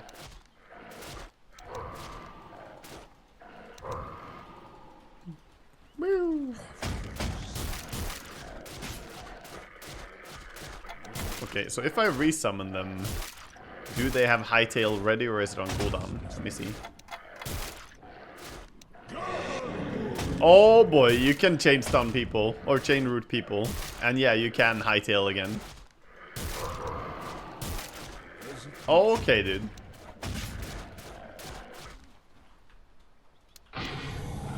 Yeah, the downside is that they don't get the ulti buff at all, because that's obviously the pack leader. I think this is very strong though. It may require a little bit more skill. This is probably the highest skill cap facet for Lycan. You have the Spirit Wolf, where you have no micro at all, and it's the lowest skill ceiling facet. Still very good. You have the Pack Leader, which is also pretty good. It's probably, you know, still very decent, but Helmo Dominator is not really that popular in the current patch. And then you have this, which I think has the highest skill ceiling. You can also just fucking root people. If you're tired of people TPing out, just pick this shit and you just root them all the time. You can resummon and they get a new root. So you run up to someone, hit them, they get rooted for 1 second. If you chain it correctly, then you summon new wolves, root them again. Yo, Lizard, thank you for the raid. Hope you had fun today, man. Hope you had fun. This seems pretty damn good, in my opinion. I'm not sure how strong the facet is compared to the other ones. Kind of hard to get a read on, but it seems very good to me. It seems very good from what I'm reading. Magnus, reverse polarity, renamed from run through to reverse polarity, no longer deals additional damage when skewering blah blah blah. It's now a base ability. Okay, same thing as Void. They just give something to the RRP instead of you know, nerfing this facet and buffing RRP. They just make it so that it gets the same buff. Now deals additional damage when skewering enemies into trees or cliffs. Tree damage, cliff damage. Yep. Lycan is batshit. Omni 2 seems like. Yeah, we haven't gone to Omni yet. We're close, but Lycan does seem really good. Marcy, bodyguard, health gained from lifesteal, now also heals the bodyguarded ally. Bonus armor increased from 4 to 13 to 4 to 16. Some buffs to Marcy, not very significant, but 3 more armor, kind of nice. Mana pact facet is removed. Yeah, fuck this shit. I like how this is the first facet we see removed, I think. Basically, all the other ones are like, oh, here you go, another facet. Oh, more options. Here's like, nope, this was a bad idea. Venomous volley. New facet. Medusa applies poison to every 5th attack, slowing enemies' movement speed by 35%, attack speed by 80%, and cast speed by 50% for 1.5 seconds. The poisoned attack counts as an attack modifier for purposes of split shot. Okay. So you... Dude, once you get the fucking split shot applies modifiers, you fucking AoE attack... Oh, god damn, dude. She gonna be nasty when she hits that. Yeah, you can prep this like a Slardar Bash as well. Ooh, that's pretty nasty. You can gank with that. Interesting. 35% slow? That's a lot, man. Mana Shield no longer a levelable ability. Now has 2.4 base reduction and 0.1 damage per mana per hero level. So, yeah. You need to get levels. This is a nerf to support Medusa in a way, and also a nerf to early game Medusa. You're not just completely unkillable. You're 100% playing post 4 or 5 Medusa now.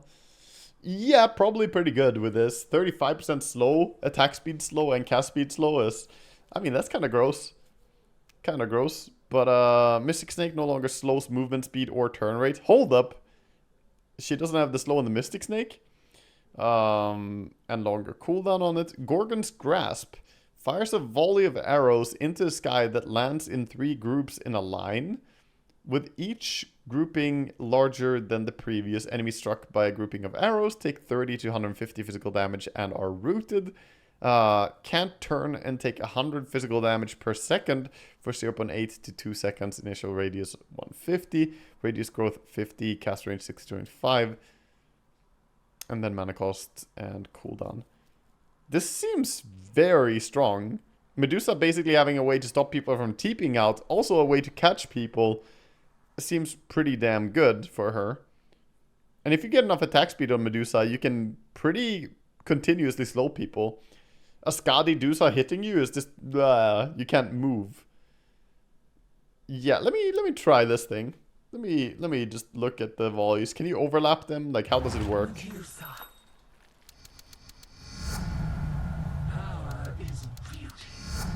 Okay, so say we are some form of nuker Medusa here. Oh, wow. Oh, that's a lot of damage. Okay. It looks cool as fuck. Yeah, this is very Forsaken Archer, right? This is very Forsaken Archer. I thought the same thing when I was reading it.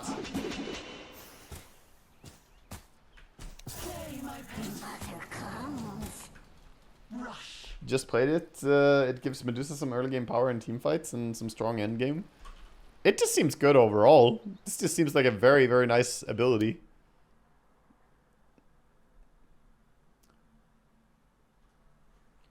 That seems very, very nice overall. I would be happy to have that. And this facet seems good too. Not use this until 4 items and more. Yeah, I think Medusa can come online way earlier. Mana cost is up on the Stone Gaze. But you don't need Stone Gaze that much anymore. I mean, yes, it's a good panic button. But you don't have to go for it as much. Because now you have, you know, other things that you can play around. So you're less ulti dependent, is what I'm saying. +1 Gorgon's Grasp volleys? Yo, let me see that. Real quick, go in here and just see how that looks too.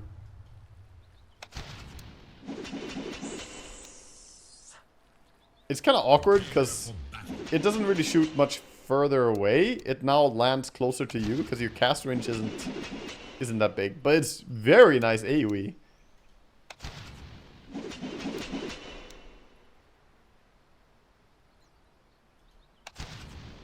You can also hit people behind you.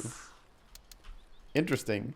So if people are chasing you, you can run away from them and do this.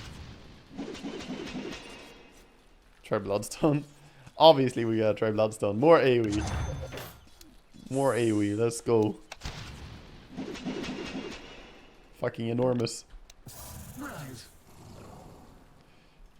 I'm not sure. I'm not sold that Bloodstone is going to be the build for sure, but it is very large AoE on it. It's pretty long cooldown though.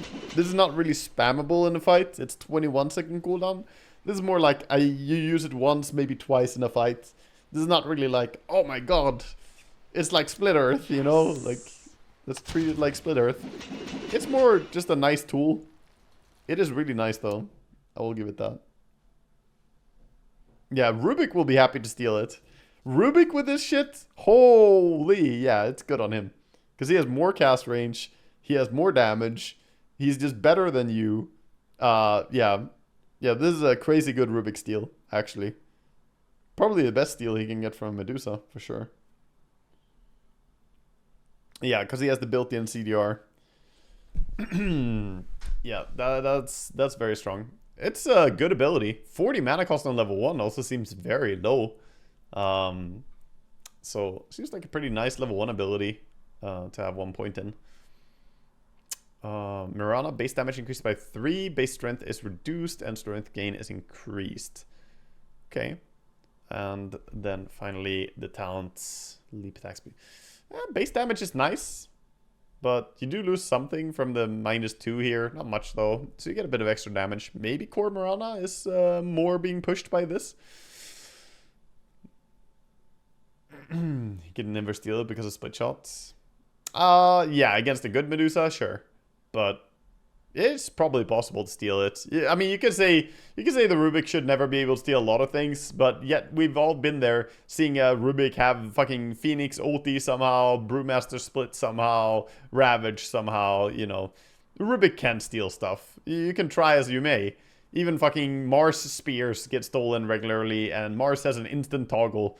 Yeah, Pudge has Rot, and still Rubik gets Hook quite easily. If you play against... I mean, if I'm playing Rubik against Pudge, I think, on average, I think I steal Hook, like, maybe twice per game that I play Rubik against Pudge. Like, it happens. It just happens. Even against people who spam click. Eventually, you're gonna have vision on them when they click their ability, and that's all you need. They can't instantaneously prevent you from spell stealing. Yeah, Rubik just needs a good ward. One good ward, and you have a new ability. Alright, let's not scroll too far down here. So, Mirana, a little bit more of a core now. Monkey King. Wukong's Faithful also increased the duration of Wukong's command by 3 seconds. Okay, pretty good. Jump speed is decreased by 100 on the tree dance. Now goes on cooldown when taking any damage, not only from player-controlled units or Roche. That's pretty good. That's a pretty good change. I mean, tree dance was way too busted. Still very good. Still very good. Damage is rescaled a bit. It's way weaker on level 1 now. Bundle Strike, stun duration is also down. Some nerfs to Monkey King. I don't think this really makes up for the nerfs that he got. The jump speed going down is the big notable thing here. 100 less movement speed on the jump is really big. Murta, Ofrenda facet. Now scales with Pierce the Veil. Now increases Murta's attack speed by 15, 25, 35, 45 when she is within 450 range of Ofrenda. Scaling with ulti, as mentioned. And Ofrenda no longer gets destroyed or goes on an additional cooldown when she respawns. Mid Murta. Carry Murta. Murta in general. And now you have a reason to put this shit down in a team fight as well. 45 extra attack speed? Bro, I will take attack speed on a Murta.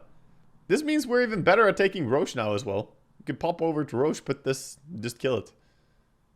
Yeah. Okay, Murta got a big buff here, honestly. I wasn't even a massive fan of the other facets. It was kind of nice, I guess. But I didn't really enjoy it that much.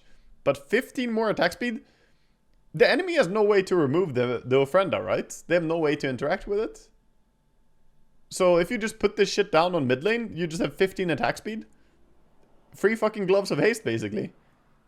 That is pretty damn good.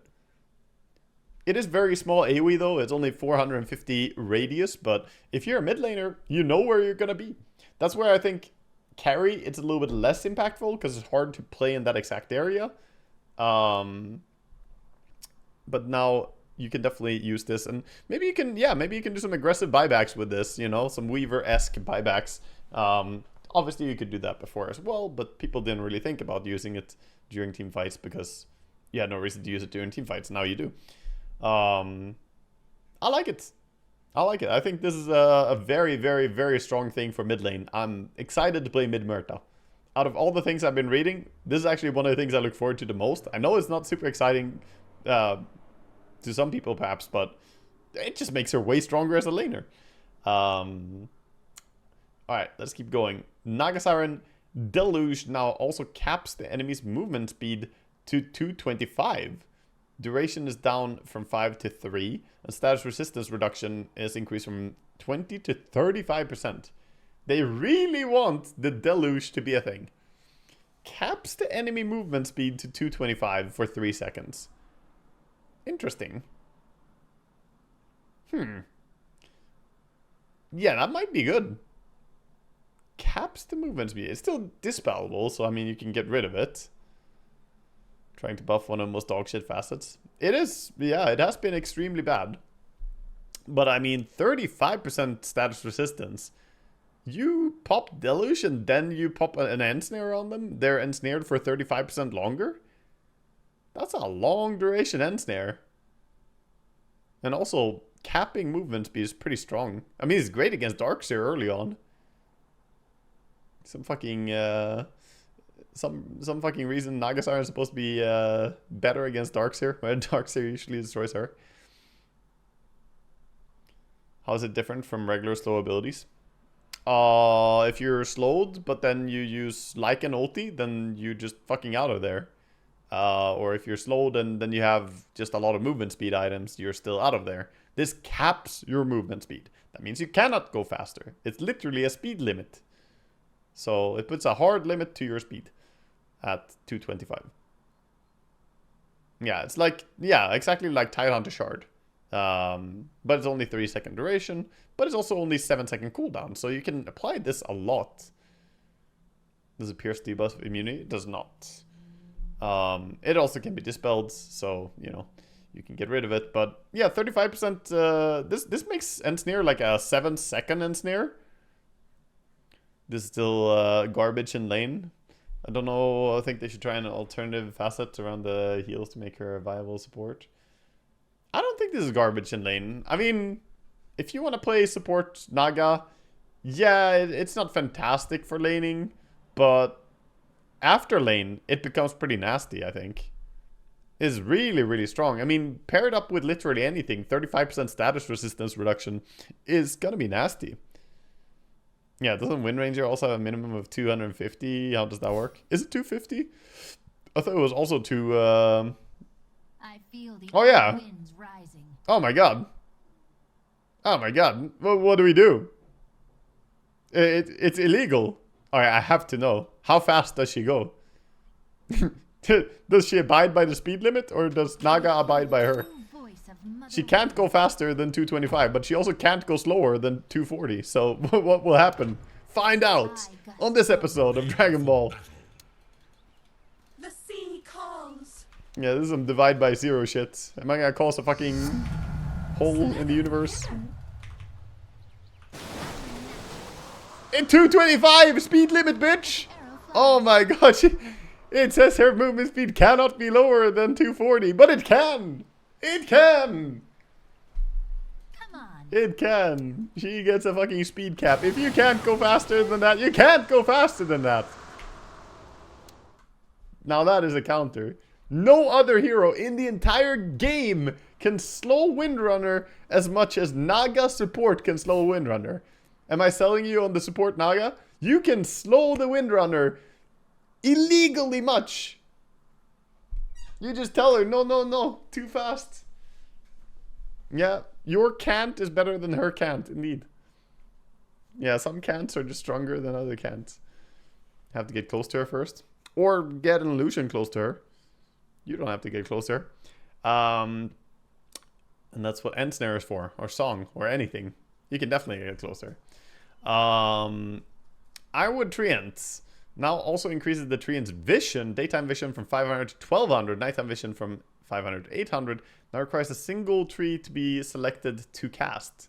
Oh, otherwise you can't cast it. Treant movement speed is increased from 300 to 350. Wow, they're actually buffing Ironwood Treant? I've seen this be kind of crazy. Interesting that it's buffed. Wrath of Nature now hits all visible targets. Does not increase damage past the 16th bounce. Oh!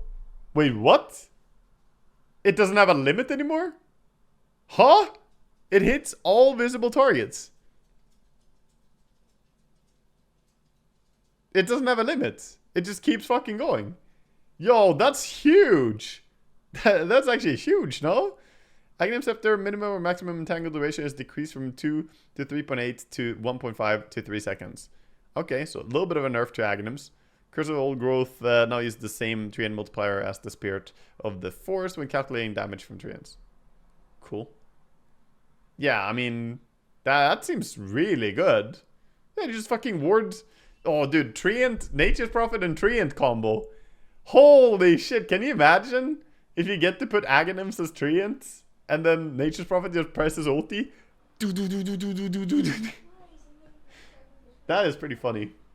Yeah, or if you just stack jungle, I mean, you can actually, oh my god.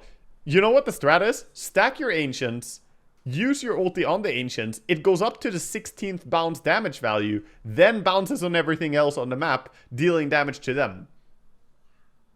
Actually the play. Play Nature's Prophet, stack your Ancients. She's concerned about you. Hi, Soxy. What's the matter? She's concerned. Soxy! He's so hyped. Yo, Soxy, hi. Is he okay? Good doggo. Yo, doggo break. Wee! Wee! Little tail. Wee! Wee! Okay, come here. Yo. Doggo. Good girl. Say hi. Say hi, Soxy. Say hi. Wow, such a good girl. And okay. Yeah, so I actually think this is pretty damn good. This is essentially a damage buff in addition to hitting everything possible because of that. Yeah, this seems really good. This seems really, really good, actually. I think it's a massive buff for Nature's Prophet. Along with buffing the Ironwood Treant. I don't really understand this one. Now it uses the Treant multiplier. Same Treant multiplier Spirit of the Forest when calculating damage from Treants. So... Oh, so it's better with the Ironwood Treant. Right. Yeah. So this one counts as multiple trees, right? Is that what I'm understanding? Fair. Seems good. Can you check how Deluge works versus Bearing Boots? I'm not gonna check it, but I would wager a guess that Deluge is gonna slow you. If it slows Wind Ranger down, I don't think Boots of Bearing is gonna save you. But maybe it will work. You can test it if you want to. Mana Burn no longer scales with Vendetta, no longer has damage threshold. Now only triggers on from Nyx's ability damage. Percentage of current mana burn is rescaled from 15 to 30 to 15%. Isn't this just shit? Huh? So it only works with abilities, and it doesn't scale. They just made it garbage, right? Never take this. I mean, people already weren't taking this. Am I misunderstanding this? People are already playing the other facet. They actually nerfed this one? Nobody played this. Everybody played the other facet. What? What am I reading? I'm so confused. Why would they nerf this one? It was literally already the worst facet. I'm so confused. Hold up. I have only one thing to do. I'm gonna go to Nyx to read up on the stats for my boy Nyx. This is a good website to check win rates on facets. This is for the 36C patch, so this is before the change. As you can see, Scuttle was already played more, had a higher win rate, and for some reason, Mana Burn gets nerfed? Huh? Why? It didn't even get nerfed a little bit. They fucking destroyed it. No longer scales and doesn't trigger from anything except for his ability damage. It's just dog shit, no? Holy fuck. Okay. Yeah, I mean, don't ever take this. This is my my clearest advice. Don't ever fucking pick this facet. You get me? Even if you play against a fucking Medusa, I don't care. Don't take this. Take the other one. You'll thank me later. The other one is nicer. Yeah, this fucking sucks. Nixed Sense now also reveals enemies in Fog of War radius. This is the one where he sees Invis heroes. Now he also sees people in Fog of War. So if you're running around, this is even more reason to take the other facet. Because if you're running above trees and through cliffs and shit, you can now see people on the other side of that cliff or that tree. Because now you get vision of them if they're within 350 of you. So 1,000,000% take the other facet. If it wasn't already clear, take the fucking other facet, okay? Aghanim Shard upgrade reworked. Vendetta applies break for 4 seconds. It says reworked. Never mind the reworked part. It's not reworked. It just does break again. So the shard is buffed. Yo, the changes on Nyx are all whack. Nobody played this. This is a really strong buff to an already pretty decent innate. And Shard was already insanely good. They've been nerfing Shard over and over, and now they give back break to it? You think Nyx is dead? He's super strong. I think Nyx is just buffed. It's just better. And Vendetta damage is decreased by 10. Impale damage is decreased. Who cares? And Vendetta applies break is replaced with 80 Agi. So you can get the Agi talent as well again if you want to get the big right click Nyx going. The meme. You can do that. You believe it's break instead of magic resist reduction now? Huh? Is it? I mean, it doesn't say anywhere that it took it away. Assassination is inevitable. Oh, okay. Yeah, they did take it away. I see. I see. They literally don't mention anywhere that they took it away. They just said it's reworked, it applies break, and the info just says it applies break before bonus damage. Okay, okay. I know it says reworked, but I mean, I didn't, you know, I didn't expect. It's a weird way to list the change. Okay, so never mind. Okay, then Nyx is back to being good against certain heroes and more shit in general. Yeah, sure.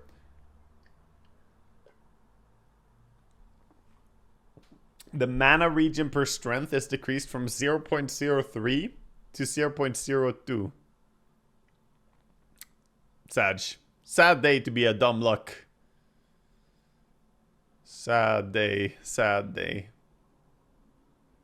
Ogre nerfed by 33%. Fuck your mana. No madness. We're gonna run out of mana on Ogre. Omni Knight. Holy. Okay, Lizard said the Omni seemed pretty broken. The fact that there's an entire fucking page here on Omni Knight makes me think that, okay, maybe some shit is happening. Degenera gets 25 more AoE. Kind of whatever, but it's nice. Purification is now upgradable with Aghanim Shard. After a 3-second delay, the target is purified again for 75% effectiveness. That sounds really good. That sounds really good. One more purification, even if it's just 75% effectiveness, is going to be very, very nice. Very nice indeed. Repel now provides 60% magic resist. From giving no magic resist, it now gives 60% magic resist. Okay. Cooldown increased from 45 to 30 to 55 to 40. Holy, that's a big buff. I know it's longer cooldown, but you are so happy to have magic resistance on this shit. I mean, it's one of the main reasons Omni didn't play very well in the previous patch. Why we didn't see Omni played at all, basically. One of the big reasons is this. That the Repel just felt like a shit magic immunity because you still took the damage. So spells still fucking bursted him. Magic resistance was shard before. Yeah, I mean, nobody wanted to buy that shit. Hammer of Purity has been properly converted to be an attack modifier. This removes the delay between the damage. It also means it's no longer spell stealable. It doesn't give magic stick charges. And it also cannot be blocked by Lincolns or returned by Lotus Orb, as we have previously read, because it's applied to a magic attack, or to an attack. Mana cost is changed to be lower.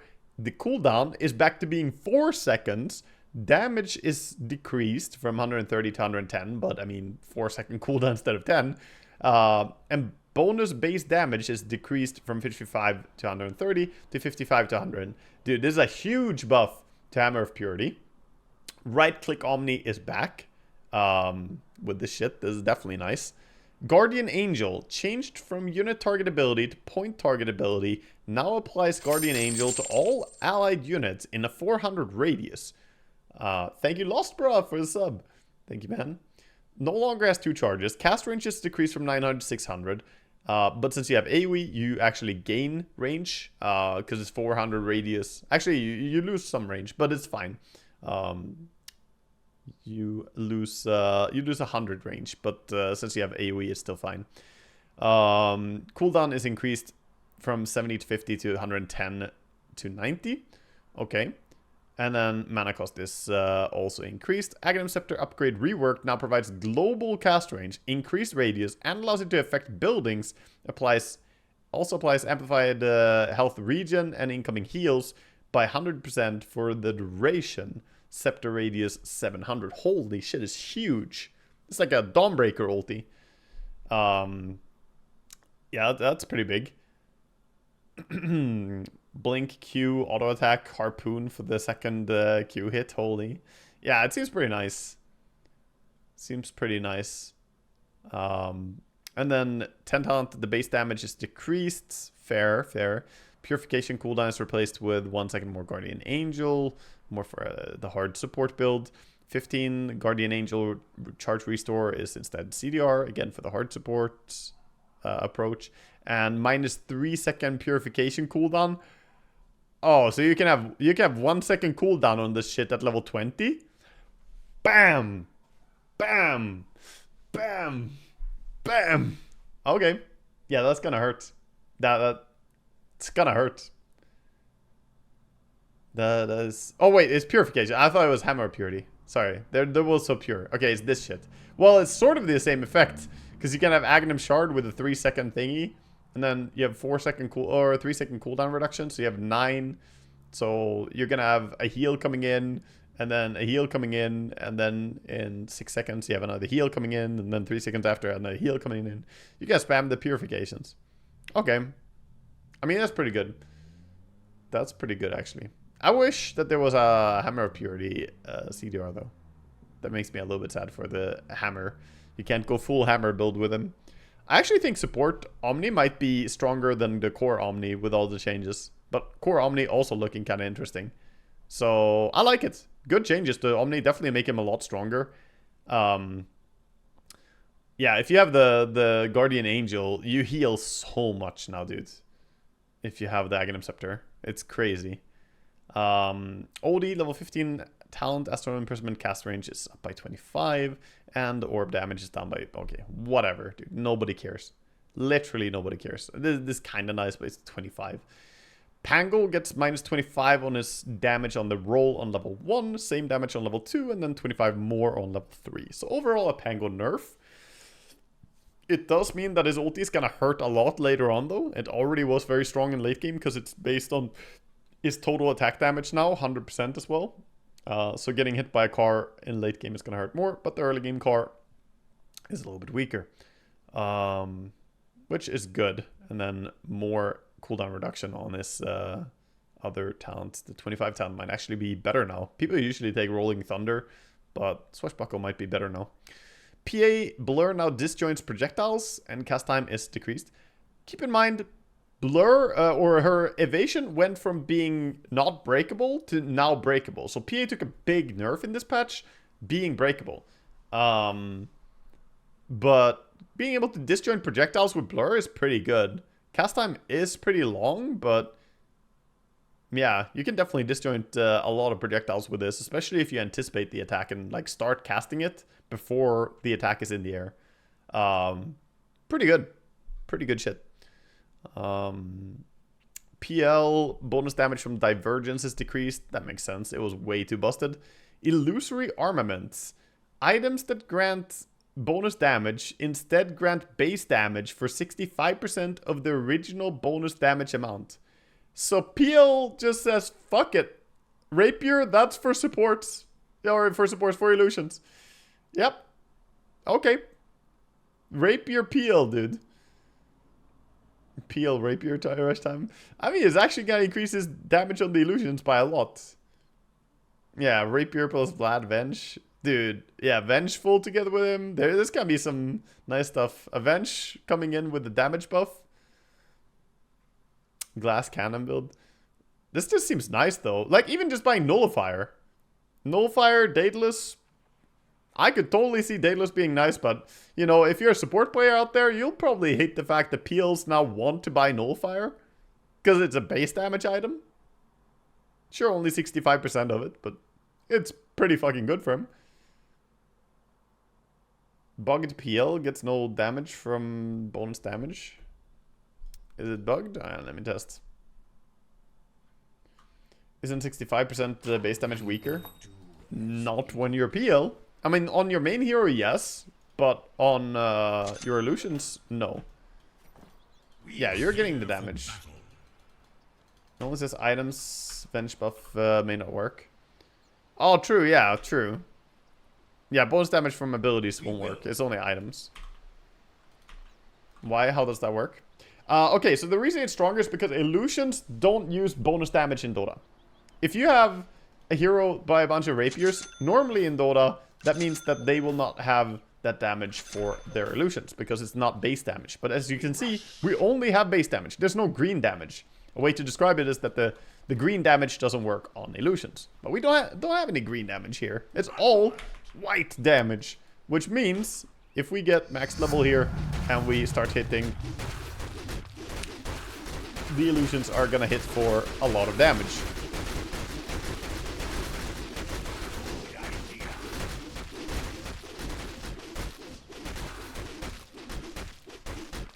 Yeah, we can get some moon shard. Do this.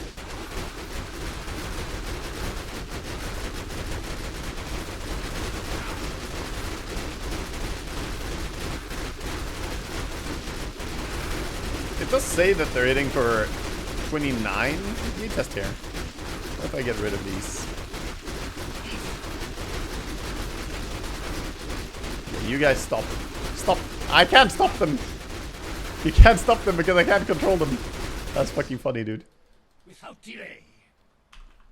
Yeah, the damage seems like it should be way higher, because that damage doesn't look like it works. Yeah, it's straight up just not working with the illusions, I guess. They're doing the same damage. How about if I buy Agi?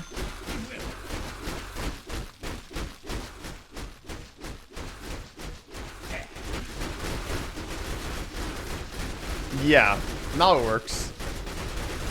Now it works. You see some 28s here, that's because of one of these illusions. Spawn an illusion over here. But you see how there are some 48s now and some 28s? 28s are remnants from my old illusions, who are eventually gonna die. There we go. Now there are no old illusions over here. There's one here. Okay. They probably disabled his innate because it was bugged in a way that let him get 900 million base damage. It's weird. It's weird, but you do get a fuck ton of, yeah, the rapiers didn't work for damage on the illusions there. So okay, don't pick PL right now. Just don't pick PL right now, or pick PL but don't buy bonus damage items. Not yet, at least. It doesn't seem to work. What the fuck? What the fuck am I watching here? 82 whole years I haven't been able to watch much recently, but always happy to get a chance to catch a stream waggle. Reasonable damage.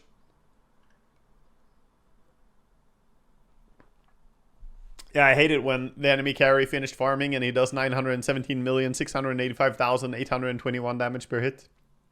I hate that, dude.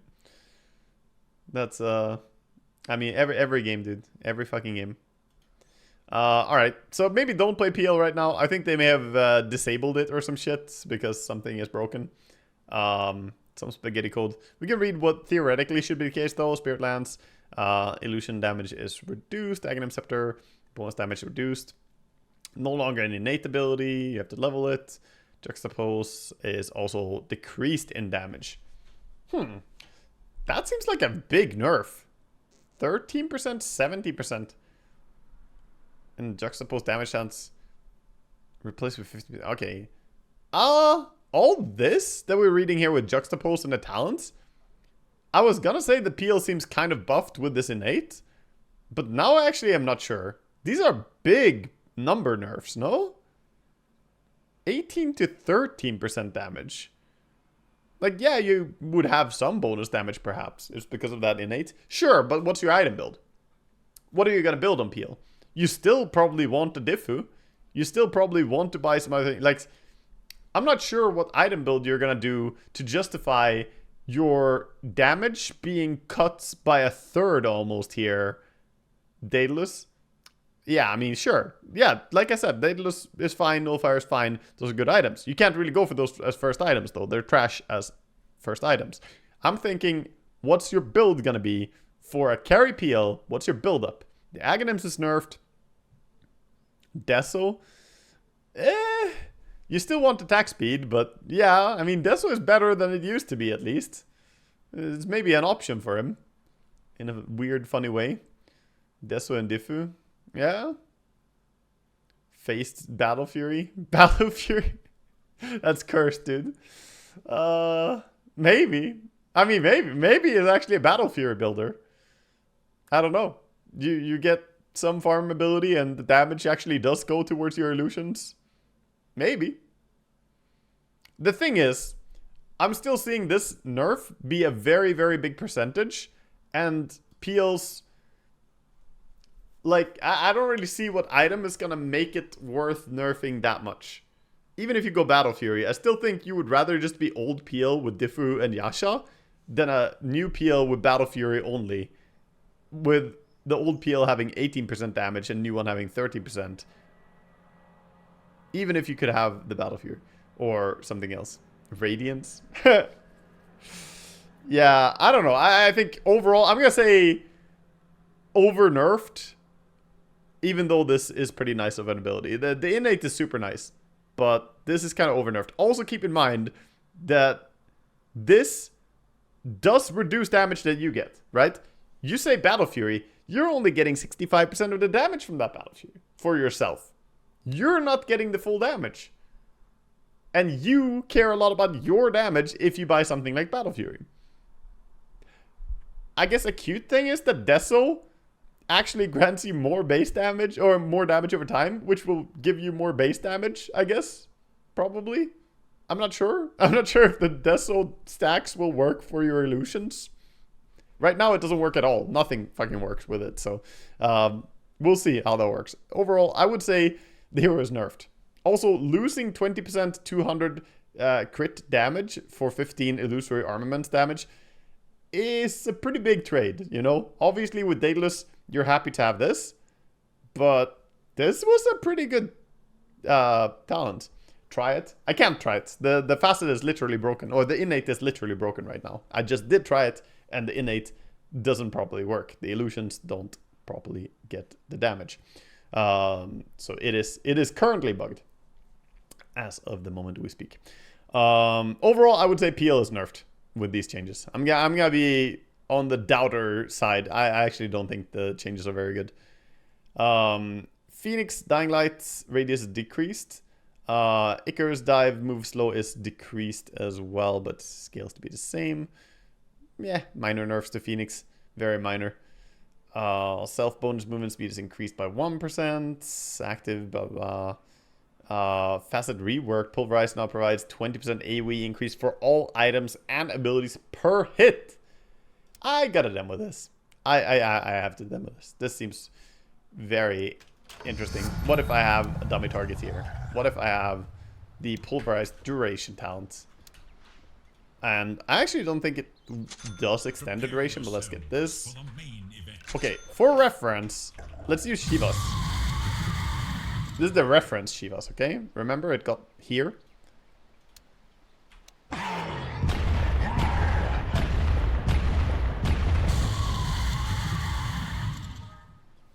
It got here.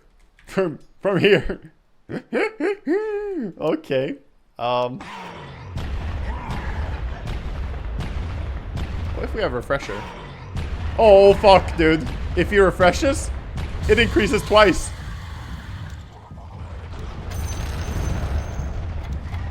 Oh my god. 300% AoE increase. What in the world? What am I watching? Hello, Valve?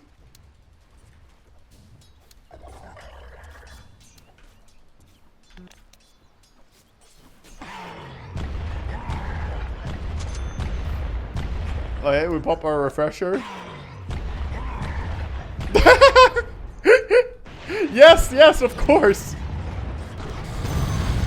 I didn't even finish my... Okay, hold up. We gotta do it one more time. I didn't even finish the second pulverize. Hold up. Yes, cut to the chase. Yeah, well, that's my shard too.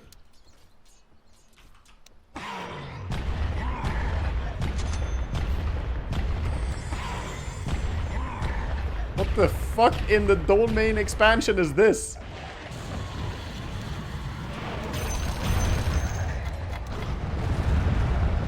What the fuck? He pushes them away from himself. It's griefing. What the fuck is this, dude? Also, let me just buy a casual radiance. I want to see when it hits people over there. What in the fuck?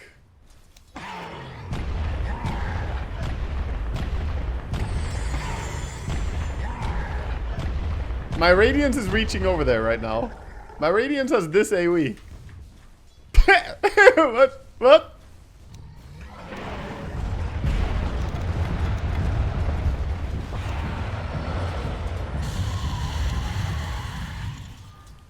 I think the funniest thing is probably the Gleipnir. Double refresher. Well, you can't double refresh, so I'm not gonna do it. Obviously in demo we could do it, but we can't do it in the game. But this is something else, dude. That's something else. Meteor hammer? Oh yeah. Oops. Oh yeah, let's try this. Actually, strength blink is also pretty funny.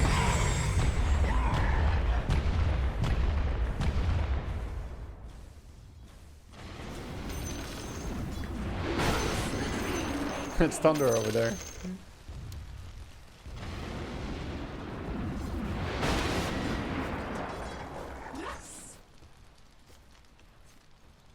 Yeah, that's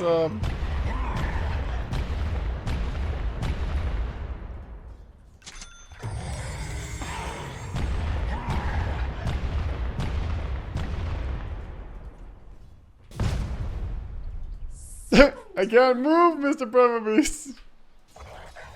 Okay, what if we have Aghanim Scepter? True.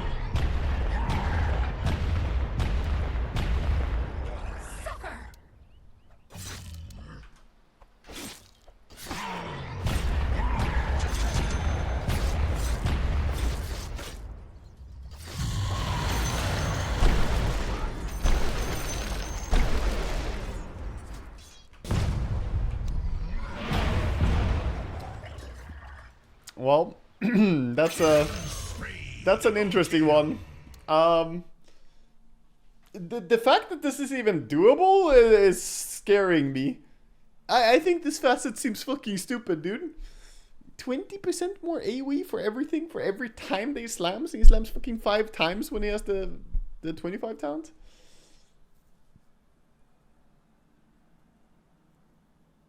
Yeah, that's something else, dude. That's something else. And the slow is rescaling. I like that. Nerf his early levels. Curveball now shows a preview of the orb trajectory. Maybe that makes the puck playable now with this facet. Overall, this oh my god, wait. Wait, the wonky shit.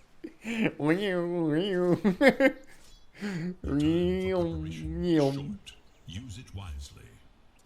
It's fun, but is it ever good? I actually think it will be good now, because now you can see where it's gonna end up. I actually think that this is a huge change.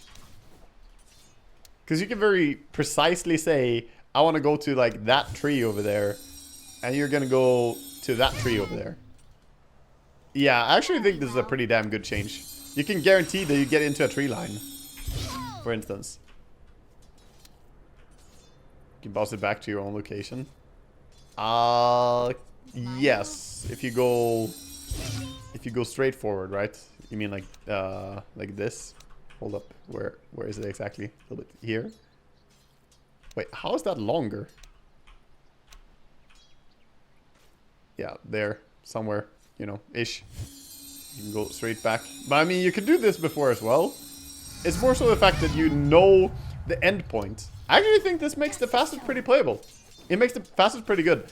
This facet was extremely weird and bad before, because you couldn't reliably know when you were gonna need to jump. But now you can see, since the distance can be different, right? Like, if you do it here, you gotta jump now. But if you do it in this way, it has more travel time. You see? It's super long travel time. So when you add curve to this shit, you can increase the duration it takes, which can sometimes be desirable for puck in juke situations. Also, it's just super, super, super long range, man. While curving like this. Absolutely. I mean, if you're mid laning, pretend you're mid laning. Like, la la la, there's some enemy creeps, right? Like, the enemy creeps are here. We're on the Radiant mid lane right now. And you want to farm your big camp. And you just, like, nuke the creeps there and say, yeah, I'm going to go this way over here. You can accurately get it over to your medium camp. Or big camp. Exactly so. I actually think this is really good. For any savant out there, this change does absolutely nothing. For any giga genius, this change is irrelevant. But we're all idiots. We're all fucking idiots. Nobody in all of Dota, like, I played against Sing Sing and he fucked himself up. He's generally a very, very intuitive player when it comes to using weird shit like this. He's very good at it. He fucked shit up and confused himself all the time. I've played it myself. I confused myself a lot. And I've seen other people play that and they confuse themselves a lot. Like, even the most intuitive players would still fuck this up. So this is a big buff to literally everyone, because no one is that fucking good that they always knew, oh, I can wait like 2 more seconds, you know. That's not how anyone plays. So yeah, this is a big buff for the facet. I think it's pretty decent. The silence duration is buffed. This has actually been taken recently in Pro Dota. I've seen people take this, and now it's buffed to be even longer duration. Kind of nice. Kind of nice. And then increased damage on the coil and break. Kind of whatever. Kind of whatever. I still think you want the Waning Rift cooldown a lot of the time. It is a lot of damage, but usually you want the Waning Rift cooldown. Just more silence, more stay alive. Pugna, Rewards of Ruin, now also gains spell amp for allied destroyed towers. The spell amp is reduced to 1.25 per tower instead of 1.5. But yeah, you just get stronger. So what's the theoretical max now? If you kill all the towers? If every tower dies, that's what? It's 16 towers, right? Is that right? Oh no, it's yeah, it's 16 towers. 14? Is 22 towers? Is it 22? Am I stupid? Oh yeah. Yeah, it is. You're right. Never mind. It's 22 towers. Yeah, I'm stupid. Why are we all different? Yeah. So you could theoretically have 22 towers dying. Okay. So you could run around with what does that come up to? It's like 25, a little bit more, 20 something, 25, 26% spell amp or whatever. 27.5. It's only allied towers? No, it's not only allied towers. Now also being the key word here. Also gain spell amp per destroyed allied towers. It already did gain spell amp per enemy destroyed tower. So it's not only griefing. some people probably very confused, like, this fucker wants us to lose. What is this weird Pugna? Yeah, so this means that the facet is massively buffed. I mean, definitely massively buffed. Because you're not always going to be like clean, oh, we took 6 towers, we lost 0. Nah, you're going to lose towers here and there. That always happens, you know? It's going to be better when you need it to be better. It's slightly worse when you're stomping the game anyway. But if you're stomping anyway, who gives a fuck? But yeah, if the enemy push and you push, when all the tier 2 towers are gone, I mean, dear God, you're starting to get a lot of damage. And you bet I'm going to deny a tower. If I see a tower deniable, I'm denying that shit. What, our first tier 3 tower? I don't care. I'm killing it. Tier 2 tower, we have glyph ready. I'm killing it. I will kill it. It's spell amp for me. I need to get stronger. Meanwhile, Siphoning Ward, damage to mana and health is increased by 5%. Cool. Health count is +2 health on Nether Ward. Decryptify movement speed to allies replaced with Nether Blast cooldown. Ooh. Yes, give me that -1 second Nether Blast cooldown level 10. That sounds good. Health count on 15 as well. Yep. So you take Nether Blast and then 350 health. Dude, Pugna mid looks pretty legit right now. 1.5 instead of 1 second. Mid Pugna looks pretty good. Queen of Pain. Base strength increased by 2. Bondage is buffed. Whenever an enemy within 1200 range deals spell damage to Queen of Pain, she returns 15% of the damage dealt. Yeah. I mean, that's a lot, dude. 15% of the damage is returned. Starting to get a little bit of Blade Mill effect here. That's not too bad. Not too bad. Breakable, yes. And then Shadow Strike mana cost is reduced by a lot. Oh, we can spam this now. Much more spammable. Level 10, 20 attack damage is replaced with 35 attack speed against Shadow Strike units. You don't want that on level 10 though, but maybe you do. Do we max Shadow Strike now?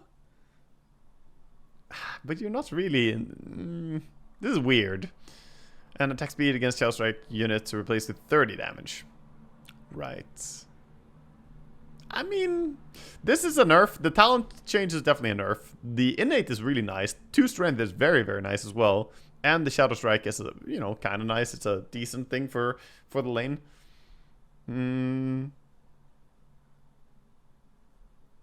Yeah, I don't know. I think Queen is pretty happy, but the talent is a little bit of a nerf. But maybe getting level 4 on Shadow Strike is really good. Buff for Queen +4. True. True. Thunderhead facet now also lowers the strike cooldown by 2.5 during the Eye of the Storm. Right.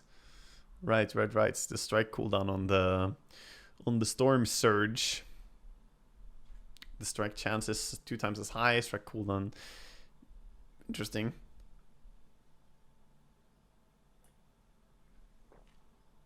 Was the Thunderhead that bad? I need to go to Nyx and check this out. Was that facet that bad that it needed this big of a buff? I guess it was. It was minus 2.7% win rate compared to the spell amp per attack damage. Oh yeah, Dynamo is super strong, his other facet. Right. Yeah, the other facet is still probably better in this, I would say. This is pretty good during ulti, but you're not going to have ulti all the time, and Dynamo is just extremely good. It's for every 20 damage you have, you get 1% spell amp, which is just so good. And then Storm Surge Strike cooldown replaced with 12 strength. Oh, we got strength again.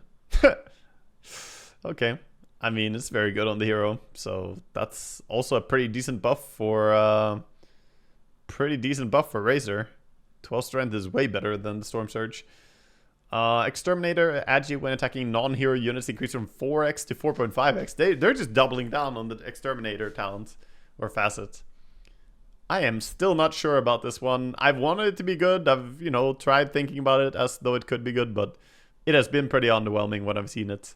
Yeah, they're buffing it, but I'm not sold yet. It's a whatever change, I think, as well. Also, such a small percentage by base change. The smoke screen is buffed. Rubik, Might, and Magus. Bonus attack damage per spell amp is decreased from 1% to 0.75. Makes sense. It was pretty OP. Arcane Supremacy spell amp decreased from 14 to 26 to 11 to 26. Okay. I mean, that's fine. I'm gonna max that shit anyway. It's very minor nerfs to Rubik. He's still very good. It's very good. Dust Devil, AoE is increased from 300 to 450 to 450 to 600. Big buff to Dust Devil. Caustic Finale, max health is rescaled. Duration is rescaled as well to be higher, depending on level. Sandstorm. Yeah, this is a pretty big nerf, by the way. It's a decent sized nerf. Aghanim Scepter is removed from Sandstorm. Stinger now gives magic sticks. Mana cost is increased on it. Cooldown is increased on it. Bonus damage is now extra physical damage instead of bonus attack damage. Yeah, you could previously Daedalus crit on it. I never did play that. Now I kind of regret it. And the bonus attack damage is decreased from 40 to 160, 35, 140. Fair. Not very big change. Epicenter is now upgraded with Aghanim Scepter. Every 0.5 seconds, 3 stinger attack areas are created at random locations, each measuring 15% of the epicenter's current radius, that apply 50% of the stinger damage to enemies hit. One enemy can only be hit by 1 stinger per pulse. Okay, so you don't get multiple. Doesn't apply inner radius bonus stinger damage, okay?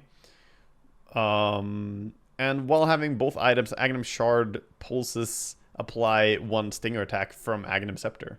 That's pretty cool. I don't know if it's good. It sounds kind of like it's dog shit. Is it dog shit? It sounds kind of dog shit. I mean, it's damage, but it doesn't perma-stun people now. And generally, stuns are better than damage. So the question is it a lot of damage? How much damage are we talking here? Is insane burst damage? We'll see. We'll get these here.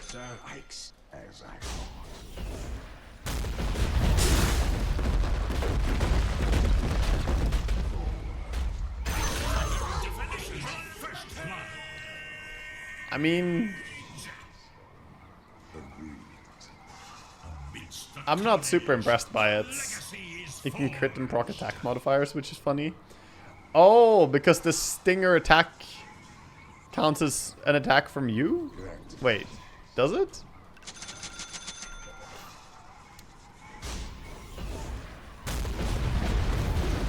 Oh.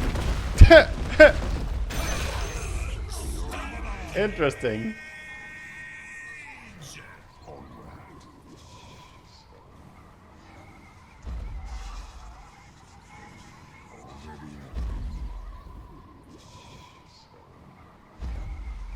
The Stinger is missing them.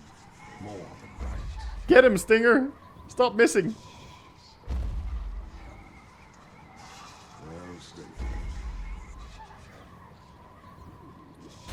Wow, it hit!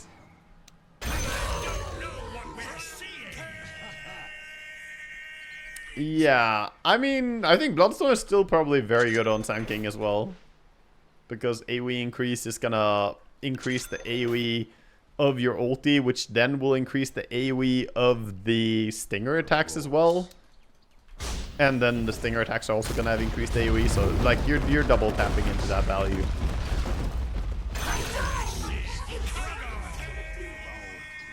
Yeah, I think this is pretty mediocre though. I'm gonna be honest, this seems pretty bad.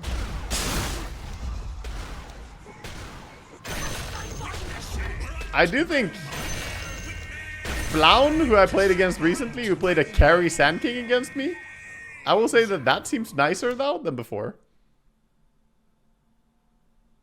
Carry Sand King might be buffed, but you can't crit with this. With the bonus damage, that is. Yeah, I'm not sure. I'm not sure. Stinger's slow instead of Sandstorm damage. Berserk cast range is a 15 talent. That's pretty decent. I don't know. The talent changes are kind of nice. But same as the Torrent Storm, they got rid of the Torrent Storm. They get rid of this. They don't like the AoE chain stun bullshit. So, makes sense. Shadow Demon Promulgate, Disseminate, health lost. Current health lost is increased on the Disseminate. Sure. And Disseminate cooldown is decreased from 30 to 15 to 26 to 14. It's kind of whatever. Kind of whatever for me. Shadow Fiend. This fucking hero. Lasting Presence now also improves the Necromastery. Every hero kill increases the max souls. Yes!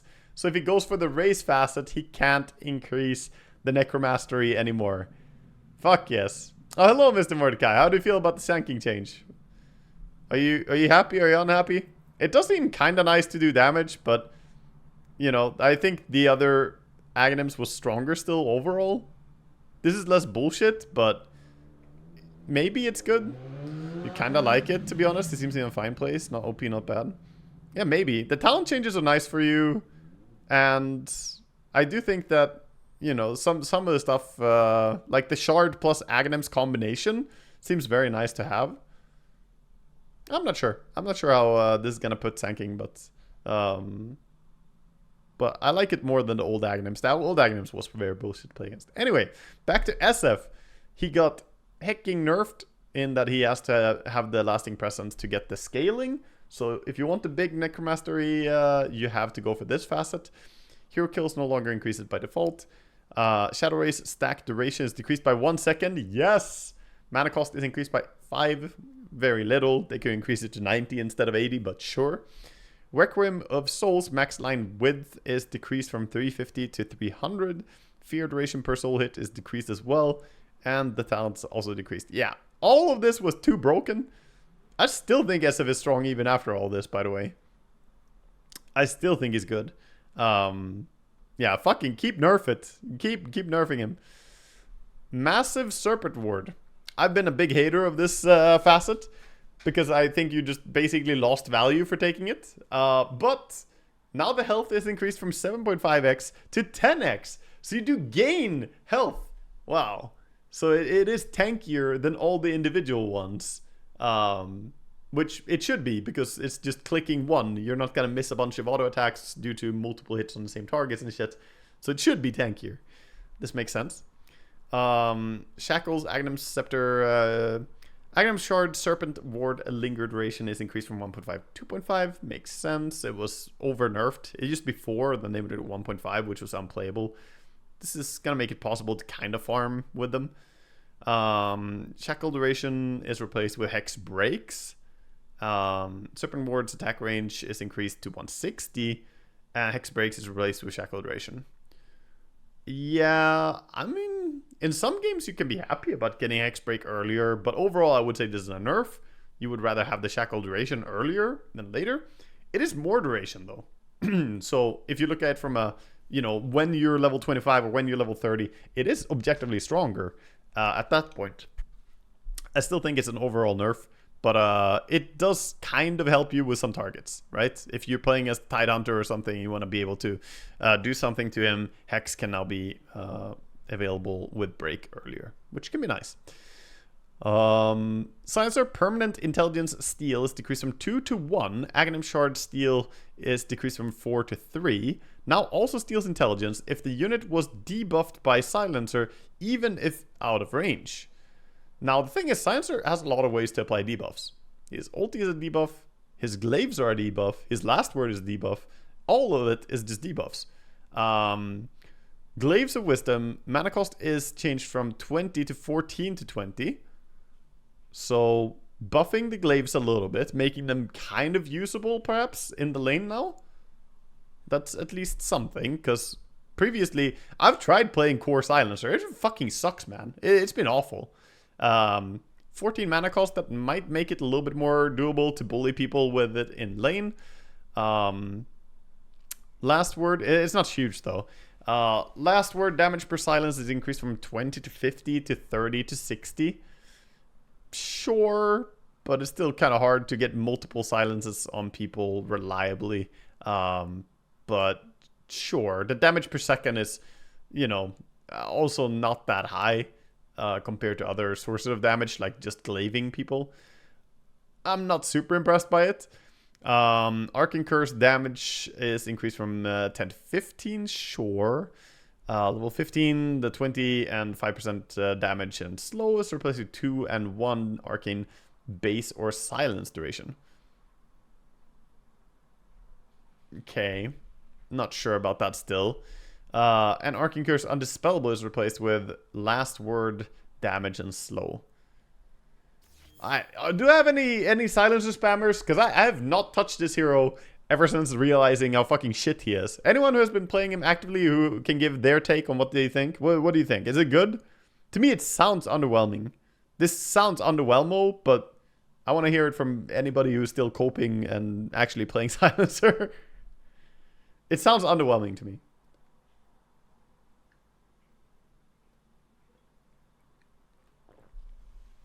Support silencer is good. You can steal int globally. That's true.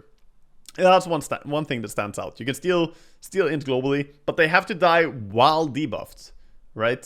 I don't think it counts if they die like a second after they were silenced. I think you don't get the int. So you have to like time it, or you know, they have to die during it. Sure, it can give you something, but you're also losing int steal. Like going from 2 to 1 overall is gonna feel awful. And there's no retroactive scaling on buying Aghanim Shard. Which, by the way, should there be? Fuck it. Make him take int. You lost into him before he buys Shard. Pay up. It's time. Maybe there should be with this. 2 to 1 seems like a huge nerf. Like, this is not a nice feeling. You steal 2 int. It wasn't that much, but it did something. Stealing 1 int. I'm gonna be honest. I don't give a fuck. If I am a random hero and I die to silencer, I lose 1 int. I do not give a fuck at all. Like, I barely cared that I lost 2 int. Now you lose 1? Like, if you killed someone 5-6 times the silencer before, yeah, maybe they would start feeling it. Now you gotta kill them fucking 12 times for them to start feeling anything at all. It seems like it sucks, dude. Yeah, a shard is more important now than before, but do you really want to buy shard? Is the question, and how early can you get away with buying shard on this otherwise shit hero? You never really played silencer having a goal of stealing int from enemies? I mean, you may not have done that. Come on. You may not have had the goal to steal int from enemies. I definitely did have that goal, especially with your glaives stealing int and you passively stealing int. If I play silencer, I want to steal int. So, definitely I think that this is annoying. Support shard at 15, getting in for ulting seems value. Is it value though? I don't know. I don't know, man. I mean, yeah, you can have the reverberating silence and it can be kind of decent, right? Because then you get a total of 6-second duration as well. Yeah, maybe. Maybe with the reverberating silence, support silencer. But here's the thing. Support silencer buying shard increases the int stolen per hit and int steal duration on your fucking glaives. But, you know, it's kind of weird because support silencer struggles to hit people. It's not as easy. It does mean that you could just poke someone once with the shard and put a debuff on them for 70 or 85 seconds. And then if they happen to die to anyone, you get int. So that's kind of nice. I don't know. I think silencer still sucks. My take. I talked about him a lot. I think it still sucks, but maybe I will play him a bit and try it out. The barrier duration is down on shields. Yeah, shield was extremely good. Ruin and restoration spell lifesteal replaced with concussive shot slow. Okay. Interesting. It's still there when I look at the talent here, but okay. More slow, more for the ulti, I guess. Don't have to go Atos guaranteed, perhaps, every game if you get this, but yeah, I don't know. People will still buy Atos on him. Slithering Crush, Puddle duration is down, AoE is down, not very relevant, super small nerfs. And a bit more corrosive haste, minus armor, but you still take the crush no matter what. Very, very minor slaughter changes, no real thing to say about that. 3 more base damage for Slark. That's, I mean, 3 base damage is good, that's a lot. The Shadow Dance attack speed is increased as well, and the Shadow Dance duration is increased as well. Wow. Just Slark buffs, huh? More Slarks. I never get happy to see Slark buffs, but it's gonna feel good for Slark players. 3 more base damage definitely helps you a lot in lane. Easy CS. Snapfire should get big nerfs. Damage is increased on the cookie. Okay. Low Shredder is -1 attack. There's the nerf. Low Shredder attacks decreased by +1 instead of +2. And Low Shredder attack damage decreased from 70% to 6%. Fair. Yeah, Snapfire was just owning people with Shredder. It was pretty broken. Sniper, Keen Scope. 160 attack range, scaling up to 460 now instead of 400. So you get 100 more every time that you level your ulti. Pretty good. Pretty good change. More range is definitely needed on him. He was kind of in a weird spot. Sniper was definitely not in a good spot after the recent rework on him. The facets and the changes. Shrapnel damage increased from 25 to 70 to 30 to 75. 30 damage on level 1? That's pretty good, actually. That, you know, don't sleep on this. 10-second duration of 30 damage. It's 300 damage nuke. Is pretty good. That means it's also gonna kill the range creep if no interaction, no enemy hero denying it or whatever. You don't even need to hit it. It's gonna die in the start of the game. And attack range is replaced with shrapnel damage. You did get the built-in attack range, basically, but you do have less attack range total now than before. So I'm not sure how to feel about it. You lost 40 attack range, but you get 30% more damage on the shrapnel. I guess it's a buff. I mean, this is the best we get, right? That's the problem. This is meaning to lean into the burst facet as well. The idea that you could take the fucking scatter shots and then you can deal damage. I still think this is a bit underwhelming, but I have seen people suggest this before. I've seen people say that it's really good once you get level 30 or level 25, but that it's really, like, it's super strong early, and then it's super dog shit in mid-game, and then it becomes good here again. And this will give it kind of a middle point where it will become somewhat relevant. Let's just see, let's see the damage on some stuff here. Let's just test it on some stuff. Let's see. It still looks underwhelming as fuck, though. I'm gonna be honest. It looks so bad. It's busted in lane as a support. Yeah, I don't know about busted, but it's okay as a support lane thing. It's okay, but, you know, it's not better now than it was before for that. It still has that super long recharge if you're doing it as support. I'm not sure about it. Yeah, as a support you need a longer slow. It lets you get first blood, yes. It does help get first blood. It can help you get kills here and there, but it still is very, very weak due to the high mana costs and long downtime is the problem with it. I don't know. Kind of underwhelming changes to Sniper. Spectre, mana cost decreased from 130 to 160, 120 to 150, whatever. A little bit more mana. Dispersion, damage reflected increased from 8 to 20 to 11 to 20. Okay. So almost got level 2 dispersion for free here on level 1. Pretty good deal. The 1-point dispersion and then max out Dagger and Desolate seems like possible play. And the HP region is buffed as well. Mighty Mites was nerfed though. Charge of Darkness, lingering bonus movement speed is now determined by Spearbreaker's current bonus speed instead of always the max. Huh? Lingering bonus speed is determined by his current bonus speed?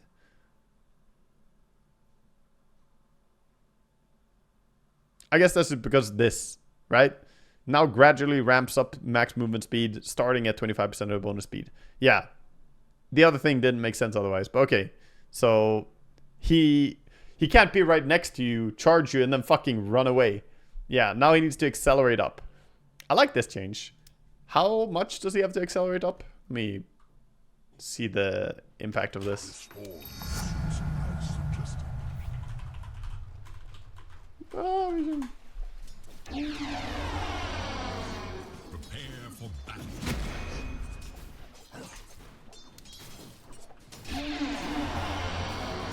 okay, so it's over like 2 seconds or something.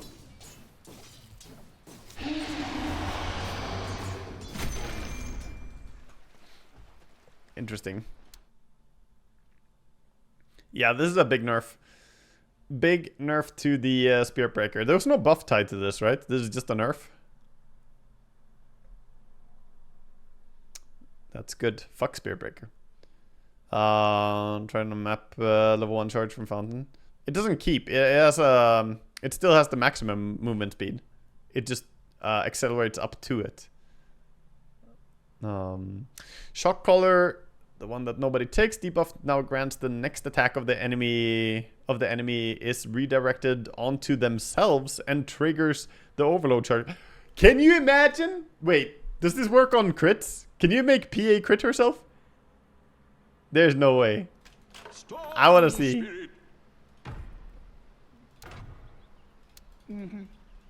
They see me not.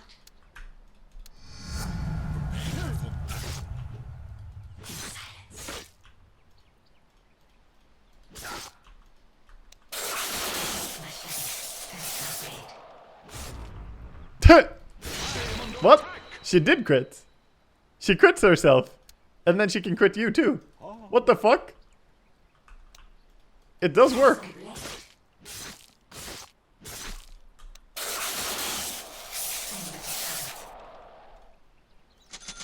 Fuck, I didn't do it in time. No. Okay, I need to build up charges again. Hold up, hold up. Give me a few plate mails.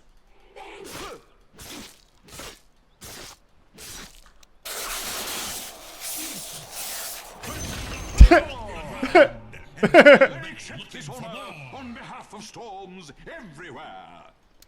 Methodical is weird. Try her on the other facets. Why would you do it on the other facet though, when you could know when she's gonna quit? I mean, this is so much nicer. You just wait until she's guaranteed to quit. What you gonna do? What you gonna do? What, hit me? Ah! Also, why does she miss? Huh? She missed, right? She missed her. Oh, she can miss herself. Oh, it's a fucking counter because she has evasion. Oh my god, dude.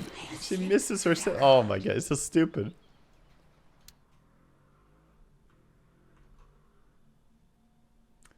That's so stupid, man. Alright. Interesting. It's a counter to PA. It probably means you could bash yourself as well in some other ways.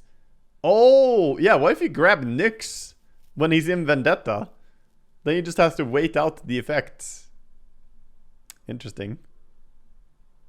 Interesting, interesting.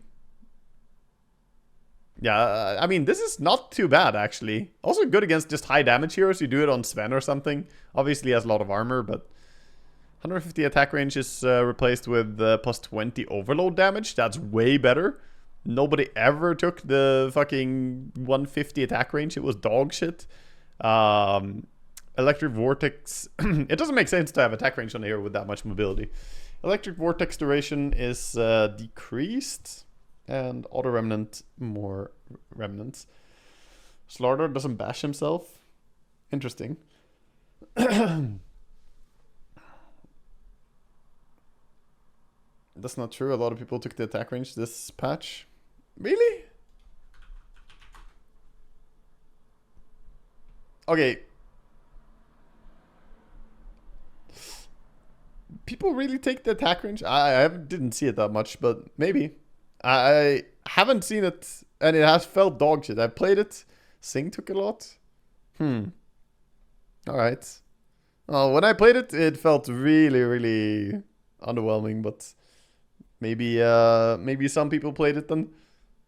I have not seen anyone praise it or enjoy it, but if Sing played it, he played it.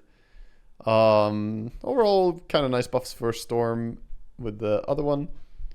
Mana Regen still probably better. No, I think Overload damage is really good. I think Overload damage is super good because you burst people. You can proc Overload like what? Easily 6 times when you jump someone. So that's bonus 120 damage when you go on someone. It's not bad. Not bad. Bonus Warcry. Yeah, they nerfed Sven support. It's a bit weaker now. Nothing else really. Each attack point, or each point of attack speed now also grants 1 projectile speed to squeeze scope. Yeah, I mean, it's a buff to squeeze scope. It's still shit. I'm gonna be honest, it's still shit. Maybe it's nicer now, but I don't think it's good. TA, we have a rework on the facet, boys. Let's fucking go. We don't have the fucking dog shit facet anymore. We don't have the slow on our blades. Now we have meld. Meld, attacking a target with meld also applies the bonus damage and debuff to enemies hit by Psyblade's spell. This is pretty big. This is partly something that already existed as a bug. There used to be a bug that meld did Psyblade when TA first came into Dota. In Dota 2, rather. And that was very strong. However, it didn't apply the minus armor. So it now puts the debuff on anyone hit by it as well. Which is kind of nice.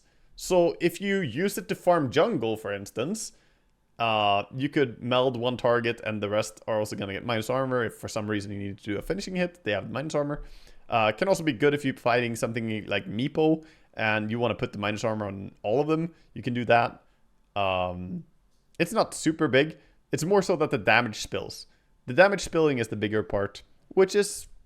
It's nice. You can shoot people with a strong Psyblade now. There is a problem, however, and this problem I think is very important to point out. If something was to die to meld, you will not Psyblade. I will demonstrate why this facet is not as good as it could be. And I will propose that if you're gonna have this facet be a thing, it probably should include that you always Psyblade when you hit something. Because if you want to Psyblade, say, this hero over here, and you want to do it through this over here, and you pop this and do... Okay, now it works because he has enough HP. Let's do another one that we deal damage to. If they're low HP, you will not end up spilling. So now we put him at 190. Oops, I hit him one more time because he's regening. Like this, we can't actually meld shoot. Wait, what? They fixed it. Oh, okay, so they fixed that as well. Nice. Never mind then. They have updated it. Well, then I have no complaint. Seems like they silently added a fix for the meld. Or for the Psyblade. Did they say that anywhere? Nope. They actually don't say anything about it. Okay, cool. So, they did this. Good. That's actually very nice. They made it so we can shoot people with the meld from range creeps. This is also going to be a buff for farming jungle. If you ever want to meld strike a creep, you can do it. Yeah, it's a secret change. Okay, moving on. We have a new facet. Third Eye. TA no longer has Psyblade be an innate ability. Instead, she has Third Eye.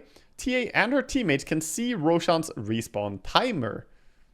It's pretty big that it's not just you see when he spawns.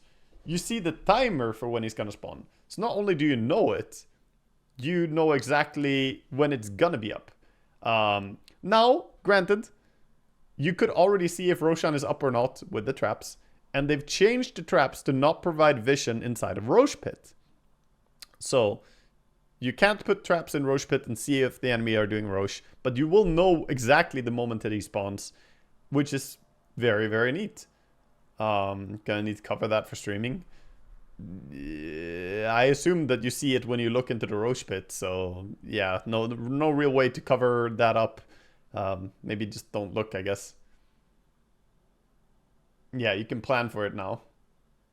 So this is, you know, it's decent. I honestly think this is a pretty boring thing, though. I would rather they didn't take away this and just kept her old ability to put a trap on Roche. This is, yeah, it's not bad, but it's boring. I agree.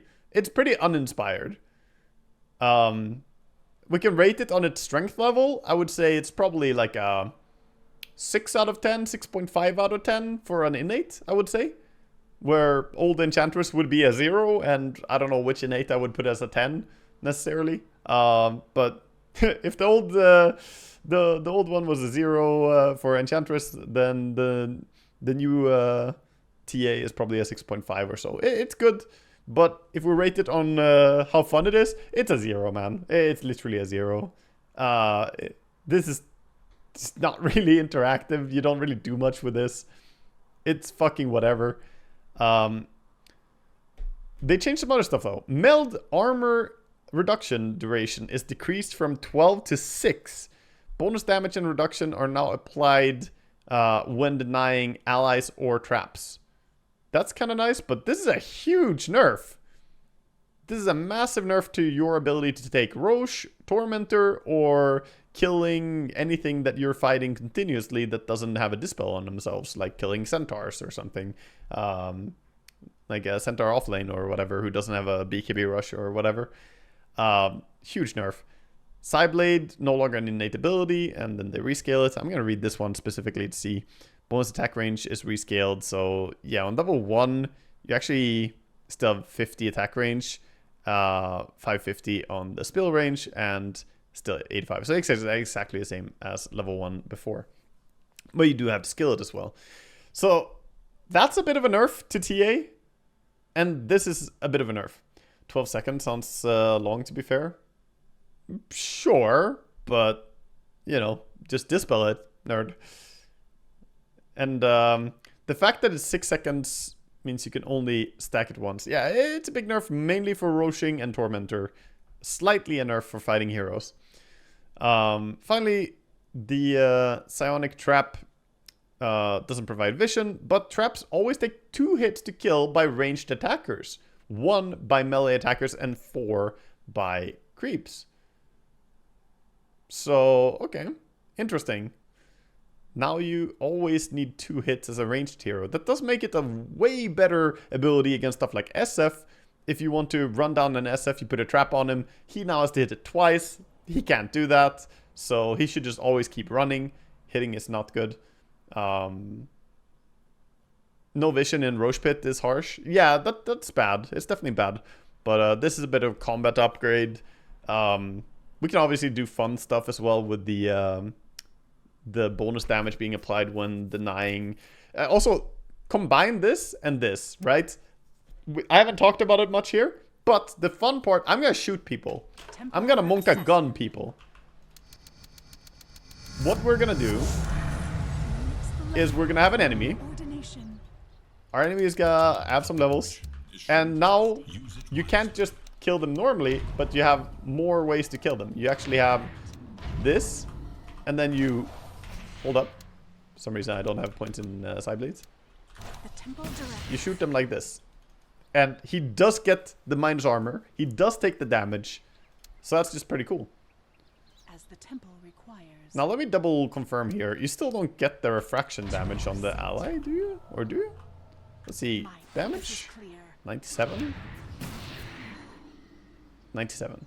Yeah, so the bonus damage from refraction doesn't work. Which is the downside. But obviously... Oh, wait, hold up. We also don't one-hit it. It's 2 attacks for us to kill it. Oh, that's cute. It's not just enemy ranged heroes. We need 2 hits to kill it as well. So we can actually hit it and then pop. Oh, oh, that's funny. On your guard. I see. Okay, I like it. This is skill expression, honestly. So I really like this. I consider this an absolute win. yeah, if people are like running away, they're a little bit too far for you to hit them, you can still do this and slow them, run up and hit. Oh, I really like it. I'm happy. I think the innate is pretty uninspired. And you are giving up the refractor to take this, which is unlucky. But I think I'll definitely play around with this facet, at least for trying. If you put me on the spot right now and ask me which one is stronger, I would probably still say that refractor is probably a stronger facet. But this has a lot of potential, especially with the way the new trap works. I think I'm gonna, for the next like 50 games or so, I'm gonna play with the Void Blades instead of refractor. Because this is more skill based and you can do a lot of interesting stuff shooting people with the traps. I'm gonna definitely need to play a lot of TA now and get used to what I can do. Yeah, it's very, that's pretty cool. So TA got some boring change and also some fun stuff. Yes, you can apply meld to multiple targets as well, which is nice. Attack range is increased on the Metamorphosis. Tidehunter gets 2 more int on his base and also more CDR for his Ravage. Shredder, Splinter slow duration is increased. Splinter slows you? I didn't even know. Mana per tree destroyed is increased by 1. Nice. Sure, Marcher Machines 15 to 30 to 15 to 45 heal. Okay. The repairs. Wasn't it like 22 at first? They buffed it to 30 and now they buffed it to 45. It's literally more than double that it used to be, I think. I remember 2B playing his repair bot with me. It was fucking dog shit. We still won somehow. Warp Flare now always teleports the enemy to the ability current cast range plus 100 from Tinker's position when he threw the flare. Will not teleport units that are over 1200 range from the desired position. Huh? Always teleports them to the ability's current cast range plus 100 from his position when he threw it. So basically it's like a glimpse. I'm gonna have to test this. It's like a glimpse. So if you're running away and he shoots this shit at you, you're gonna go back to where you... Well, not where you were, but where you would have been had it hit you then. This is super confusing. Super confusing to read. You think this only affects Tinker when he blinks away? I don't think so. It doesn't affect him when he blinks away, right? It's from his current position when he cast it. So, if we do that, but it's gonna... what do we have? Okay, let's do another PA here and have her blink to their PA. Yes. Does that disjoint it actually? Yeah, I'm not sure. Bah. Slyly. Like that. You see? So even though she blinked here, she doesn't get pushed here now. She gets pushed here. So it's like a glimpse. It's basically like a glimpse. You could also just run, and if he clicks it on you now, it's gonna be where it would have been when he cast it. Also, if we have more cast range, does it mean that we can like have more of a glimpsing effect? I'm not ready. Come on, man. Free spells. Make her faster. Just to try and see it more. Yeah, so it pulls you back a little bit. I mean, it's not a super big thing. I think it's bigger for... Big counter for PA, Ricky, Queen of Pain, and Anti-Mage. I don't agree. Because you can still disjoint it. So I picked PA because she doesn't disjoint with her blink. Specifically. So travel abilities that don't... travel abilities that don't disjoint will get nerfed by this. Very well. But travel abilities that do disjoint will be fine. So that's how it works with this. Let's try Queen of Pain. Spawn a queen. If we blink, we should just disjoint it, right? My sentiments exactly. Yeah. Good versus spirits. Yeah, if you shoot it to an Ember who's jumping away from you, I think that could work. I'm under attack. So, for instance, Ember here.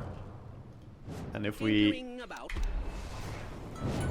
it's a little bit too fast. It's... Okay, it could probably work, but it needs him to... Thinking? Okay, let's have... If I have a remnant here, we press it. The thing is, it hits us when we're in the jump. So it's not actually that good. Then it's subtle. Yeah, it needs to... It needs to hit... or we need to click it super precise. So it's not that good against Ember, is what we can... Like, very briefly just say. Put the remnant further away. No, it's the other way around. It has to be closer. The farther away the remnant is... So, he jumps to the remnant slower than the ability jumps to him. Thinking? What must be discovered? Does that make sense for you? I'm in complete agreement. There we go. That's what we need to do. A really short remnant. Then it works. Aren't the remnants faster if he has Ags? Does actually give the speed multiplier. Yeah, so if he has Ags, then maybe you're right. Indeed.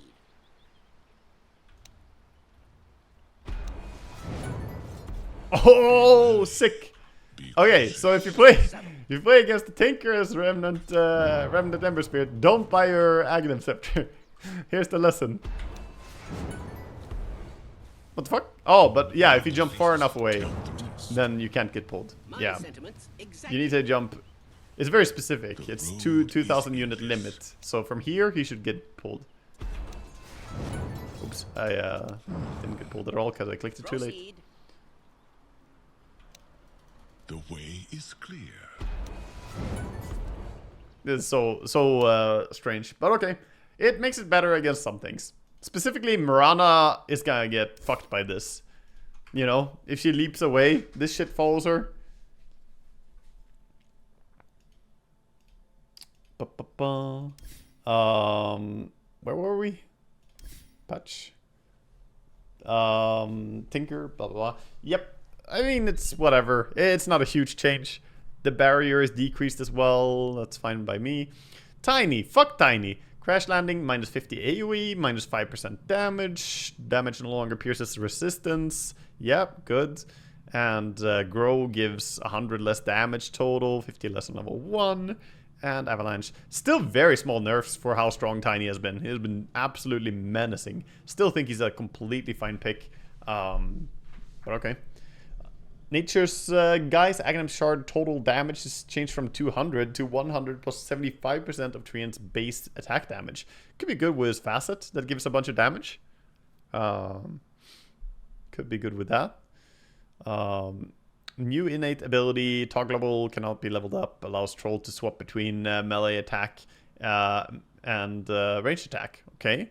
Berserker's Rage is no longer an innate ability. When in melee form, Troll has blah blah.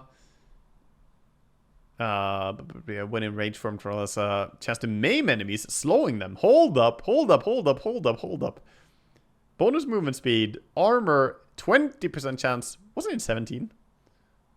I thought it was 17. But yeah, 20% chance to ensnare. And in ranged form, 20% chance to maim them, slowing their movement speed by up to 32% and attack speed by 32 for up to 2.0 seconds and dealing bonus physical damage. Hold up. More damage? Huh. Interesting.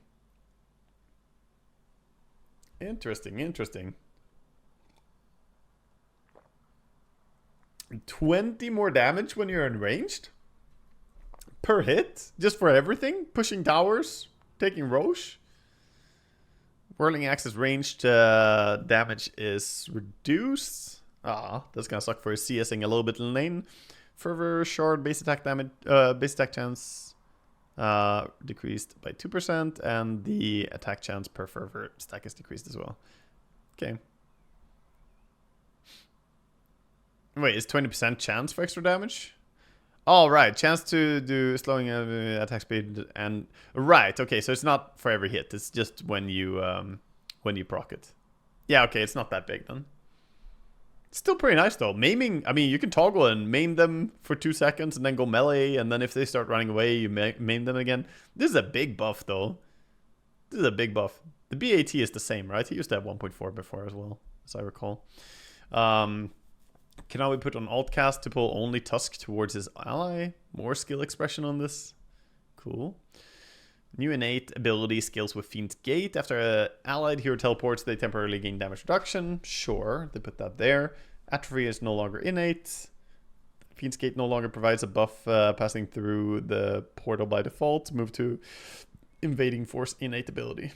Sure, so if you steal it as Rubik, it's a bit weaker now. Because you don't have the innate. Not that that's super relevant. I mean, I don't think that fucking matters.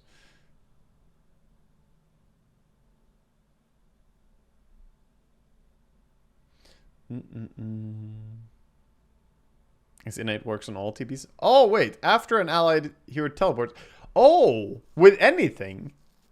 Oh, okay, hold up. I thought it was just with a gate. Yeah, okay. Temporary damage reduction, movement speed, bonuses are doubled when teleporting by it. Okay. Damage reduction, move speed. Wait, you telling me every time someone TPs, 10% movement speed for 5 seconds? Yo, that's good. That's a really nice innate. Yeah, that's really good. Interesting. Then some changes. You can get more movement speed. Interesting. Interesting. Undying can no longer refresh his Ceaseless Dirge. Cooldown on Tombstone is down to 80, but higher if you maxed out. Slow is decreased on the Flesh Golem. Thank God, that shit is so OP. Flesh Golem strength is reduced. Bear down is nerfed. Now scales with Enrage. Makes sense. Veno. Base damage decreased by 2. Plague Carrier. When attached to a carrier, ward health is now also increased by 2.5% of the carrier's max health. Oh wow, that's a lot. Septic Shock, new innate ability, can't be leveled up. Venom's attacks deal extra magic damage based on how many debuffs the target has. So his old Aghanim Scepter only counts debuffs from the Venomancer and his Plague Wards. Base damage per debuff 10%. Wow, he gets this for free? Can be upgraded with Aghanim Scepter, increases the Septic Shock from 10% to 20%. Plague Wards also deal Septic Shock damage based on their attack. What? Oh, right. Yeah, with the Aghanims, the Plague Wards do it. Oh, my lord. Oh, dude, that's strong. Oh, this is actually really strong. Yeah. Okay. Poison Sting is no longer innate. Sure, Aghanim Scepter is removed. And the mana cost is increased on Plague Ward. I think Venomancer is strong.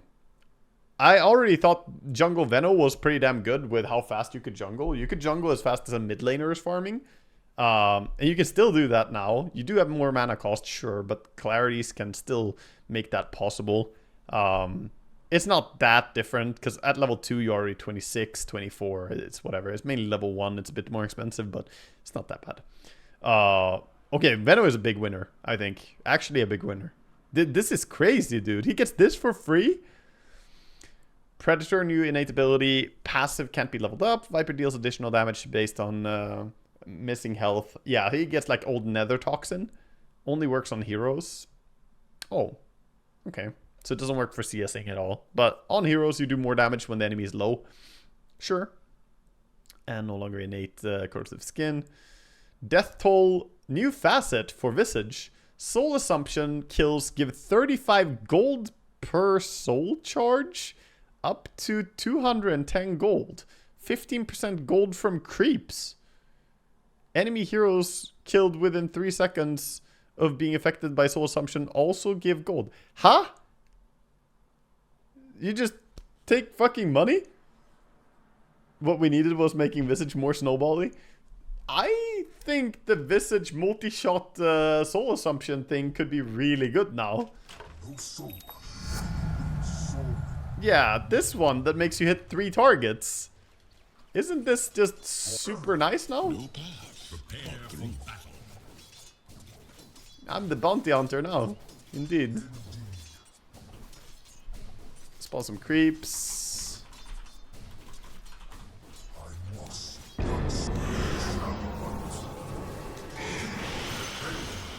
Oh wait, am I...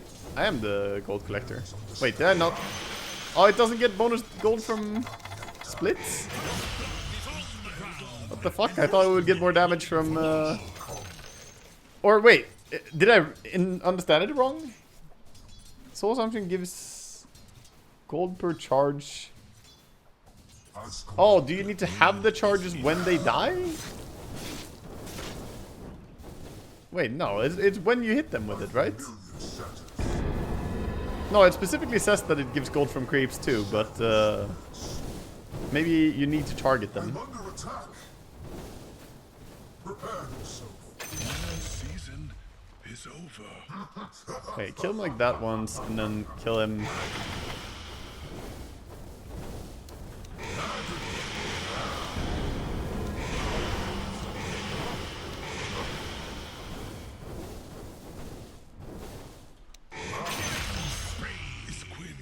So gold is built into the previous gold thing, right?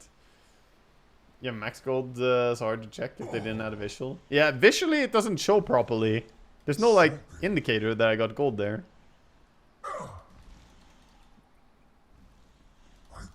But I assume that I do. Yeah, it doesn't have any indicator. We're supposed to get 210 extra gold for a kill? That's a lot, dude. You can check it in logs, I think. Gold gain in logs? I don't fucking know how you check gold gain in logs. I'm not sure about that. Anyway. Like, how in the combat log do you see gold gained? I don't think that's part of it. Timescale? Timescale doesn't matter because there's no visual indicator for the gold I gain, and I'm at max gold because I'm in demo. I would just have to do it in terrain demo. Alright, fine, I can do it for the people who are curious. I was actually not gonna look at it, but let's find out. Let's go to the bottom of this. Let's figure out how it works. So what you do is you go into a terrain, and then you click info, and then you demo a terrain.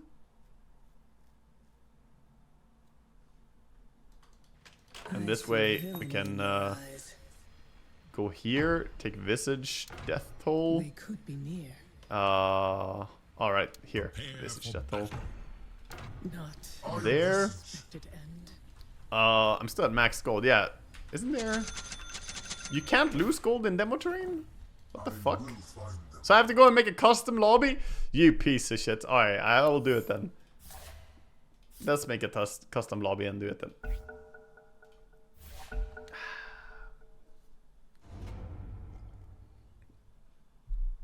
I will demo this shit.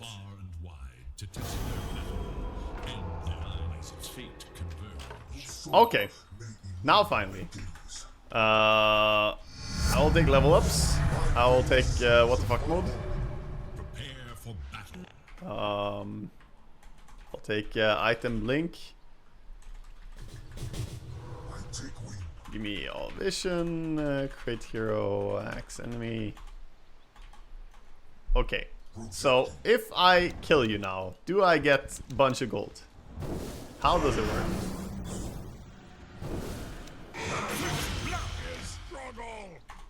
Wait, that was first blood as well.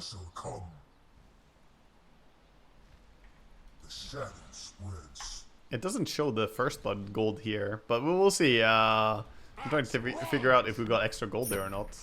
Yeah, we got like 500 gold, but then again, it's first blood as well. But I guess we did get our bonus gold. We'll see it on this one. Oh, that's a lot of gold. Yeah, that's a lot of gold, dude. Yeah, we're definitely getting the gold. Interesting. Now, for my next test that I want to do is spawn neutrals.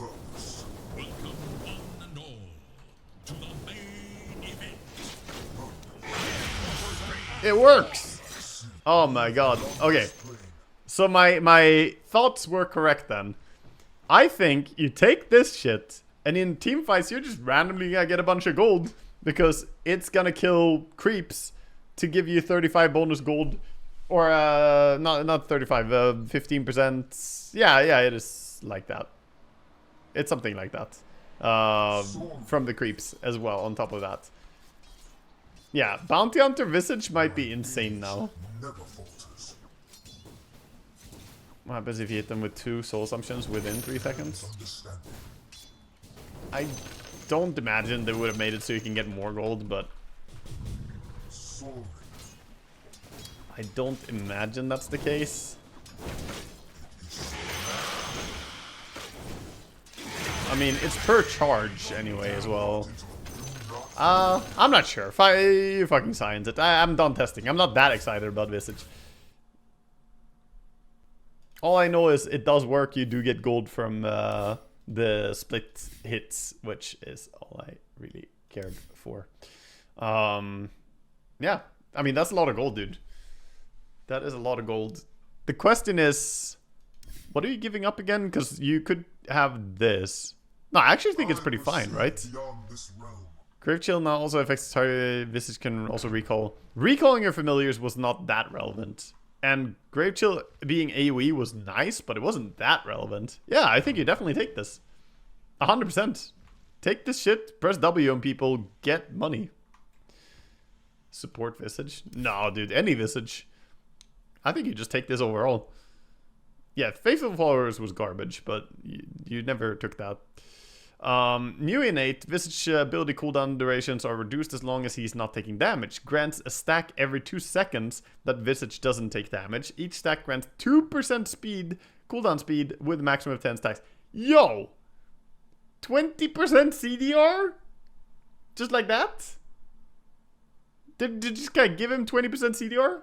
Oh, hopefully they nerfed the Silent as the Grave then. Cooldown. Just the duration. The cooldown isn't even nerfed. Oh boy. Oh boy. Gravekeeper Stroke, damage reduction per layer from blah blah blah blah blah. Sure, it's not innate anymore. Yeah. This is crazy good. This is absurdly good. Cooldown speed. Void Spirits. What the fuck am I looking at here? Symmetry removed. Sanctuary barrier amount is increased. And Call of the Void. New facets. Dissimulate. Upon exiting Dissimulate, ether remnants are created at the 3 blah blah blah. Remnants remnant effectiveness 6%. Ether. I'm just gonna demo it. Fuck it.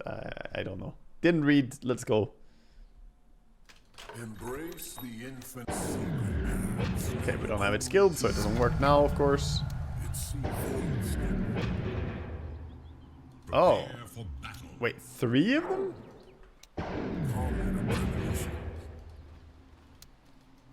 What happens if I jump to the center? Nothing. So you have to go to a side. 60% effectiveness. Sure, but like with shard, don't they do continuous damage too? It was always so. All doors open. Never a false step. That's so funny. The barrier is way better. My preferred. Probably? I do not hesitate. I refocus. They don't last very long. I was thinking if you could cheese it somehow by using them to farm, but yeah, not really, huh? They also don't seem to stack. Yeah, they don't do whole much. Don't do a whole lot. But I guess you could definitely fuck with people. This is something though. How about this? You're catching someone. Say there's someone over there. You somehow grab them like this. You can double pull someone. It's just an escape ability? I don't think so. I don't think it's just escape.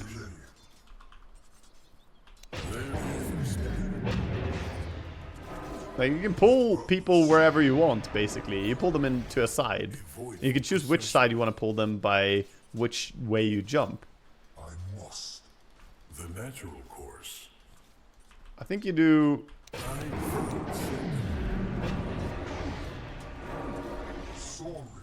It's very interesting how you're gonna jump, though. But yeah, I guess you just jump and they get slowed enough. You can do this.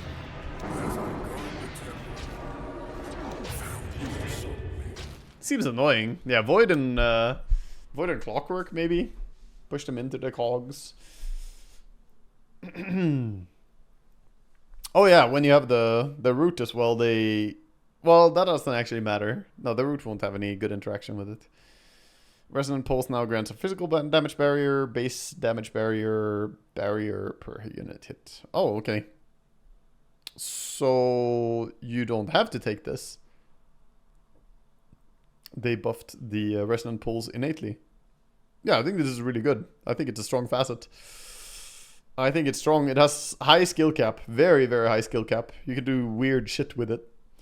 And it's just irritating, I think. If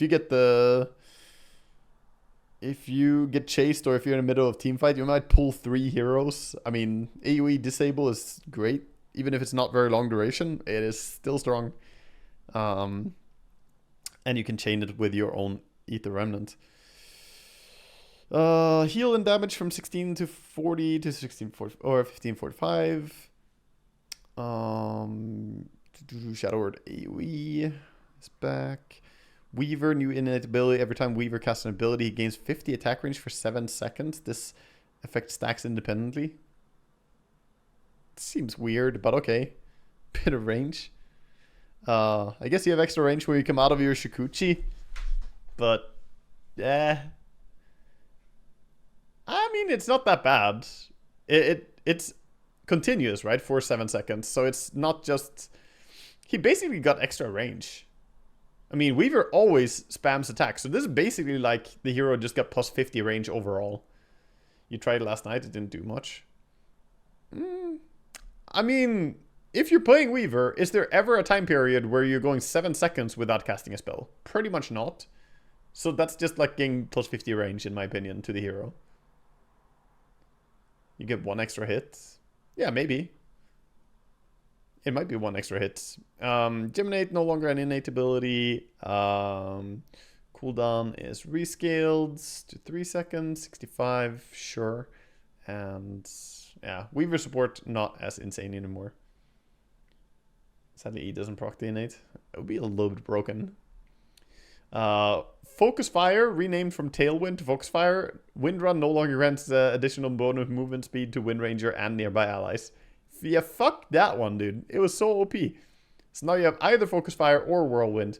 Whirlwind got buffed, duration increased by 1 second, and also has 150 extra AoE. I mean, that's decent. Maybe it can be decent now.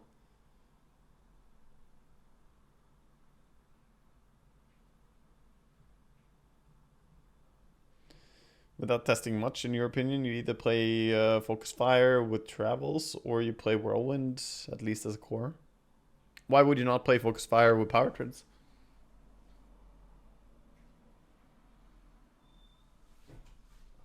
Power Tread's still very good. Very good stat item. There's no reason not to do it, right?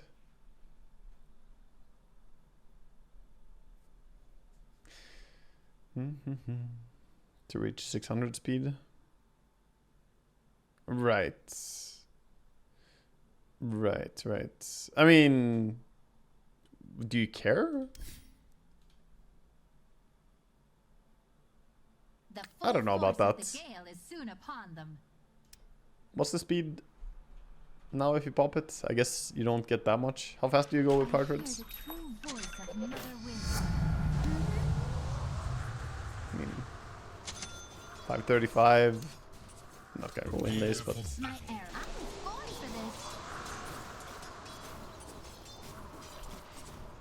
Yeah, sure. You do get faster, but... I still think Power Tread is completely legit if you just want more auto attacks and be stronger in lane. Overall, Travels is good, but I think both are playable. This is interesting, though. Yeah, I actually think Whirlwind might be decent. What's the AoE if we have, if we get like Grove Bow and Dragonlance? If we luck out and get a Grove Bow, we're gonna be very happy. Come on. I will find them. I must forward. Prepare for battle. Level max. Quick shot. On my way.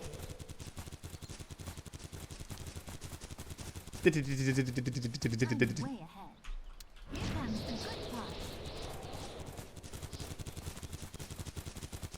Of course. Until enemy has Blade Mills. The honor Yeah. is coming. Well, yeah, that's the thing. You should probably be able to temporarily stop it, not just have a full stop.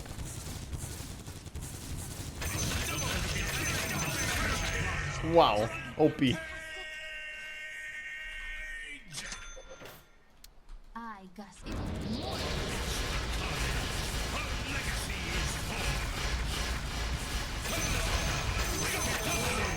Should I do this? This doesn't cost mana. This doesn't cost mana for Windrunner with her Whirlwind. Also, why is it called Focus Fire still? What the fuck? Call it Whirlwind. It doesn't cost mana. No, not for wind. My perp, here it goes.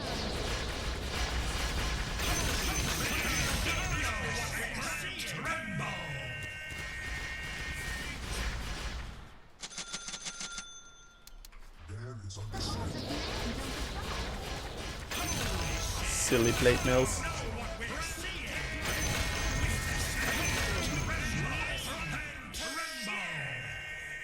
But why?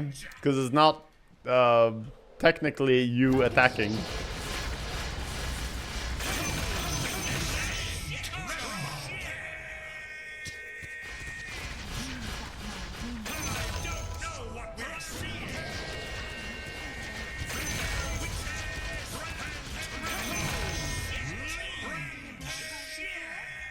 Let's see, you'd be okay with just the Dragonlance as well? Pretty sure it's Maybe. this way. Maybe. I think Grobo is definitely gonna be very, very nice for her though. Yes, double bracer build is definitely nerfed for universal heroes. We're almost done. We have Witch Doctor and Wraith King to go. Witch Doctor Voodoo Restoration self-heal is increased by a lot. Maledict damage is also increased on early levels. Big buff to Witch Doctor, or decent buff. Wraith King lifesteal is increased from 20 to 50 to 26 to 50, and now decreases respawn timer by Wraith duration. Decreases respawn timer by Wraith duration? Huh. Interesting. So when you're running around, that's gonna not be wasted time in a way. Pretty good. Aghanim Scepter no longer reduces the respawn time, and level 10 Wraithfire. Okay. Aghanim Scepter a little bit disincentivized. Alright, that's it. That's the patch. That's the patch. And it took me 3 hours and 40 minutes to read through this. I don't think anybody expected a patch today. I don't think, well, yesterday technically. I don't think anyone expected this patch. This came as a fucking sucker punch out of nowhere. Valve, hats off to you. Thank you for releasing this patch. This was definitely not something anyone was ready for. After 4 hours of reading, I can finally say that the patch brings a lot of exciting new shit. I'm happy to go and test it out. I'm gonna be doing crazy new stuff like playing TA.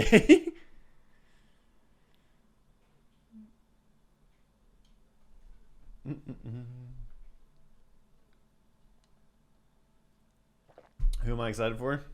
TA. TA got some very fun change. So I think that she is one of the heroes that I want to try out for sure. I'm just gonna head into the unranked to begin with. Patch winner. Hard to say one patch winner. I mean, there are a few that got some insane changes. There are a few insane changes. I think Veno is definitely one of the big ones. Yeah, Veno, Medusa's big. I think Beastmaster might be a pretty happy hero still, even with the Aghanim's nerf. Just how you can play him early on. Hard to remember everything. Been reading for 4 hours straight. Everything is a blur right now. I think DP is very strong. Gonna just skim through it so I can remember. Anti-Mage is one of the big winners for sure. Enchantress is a big winner, I think.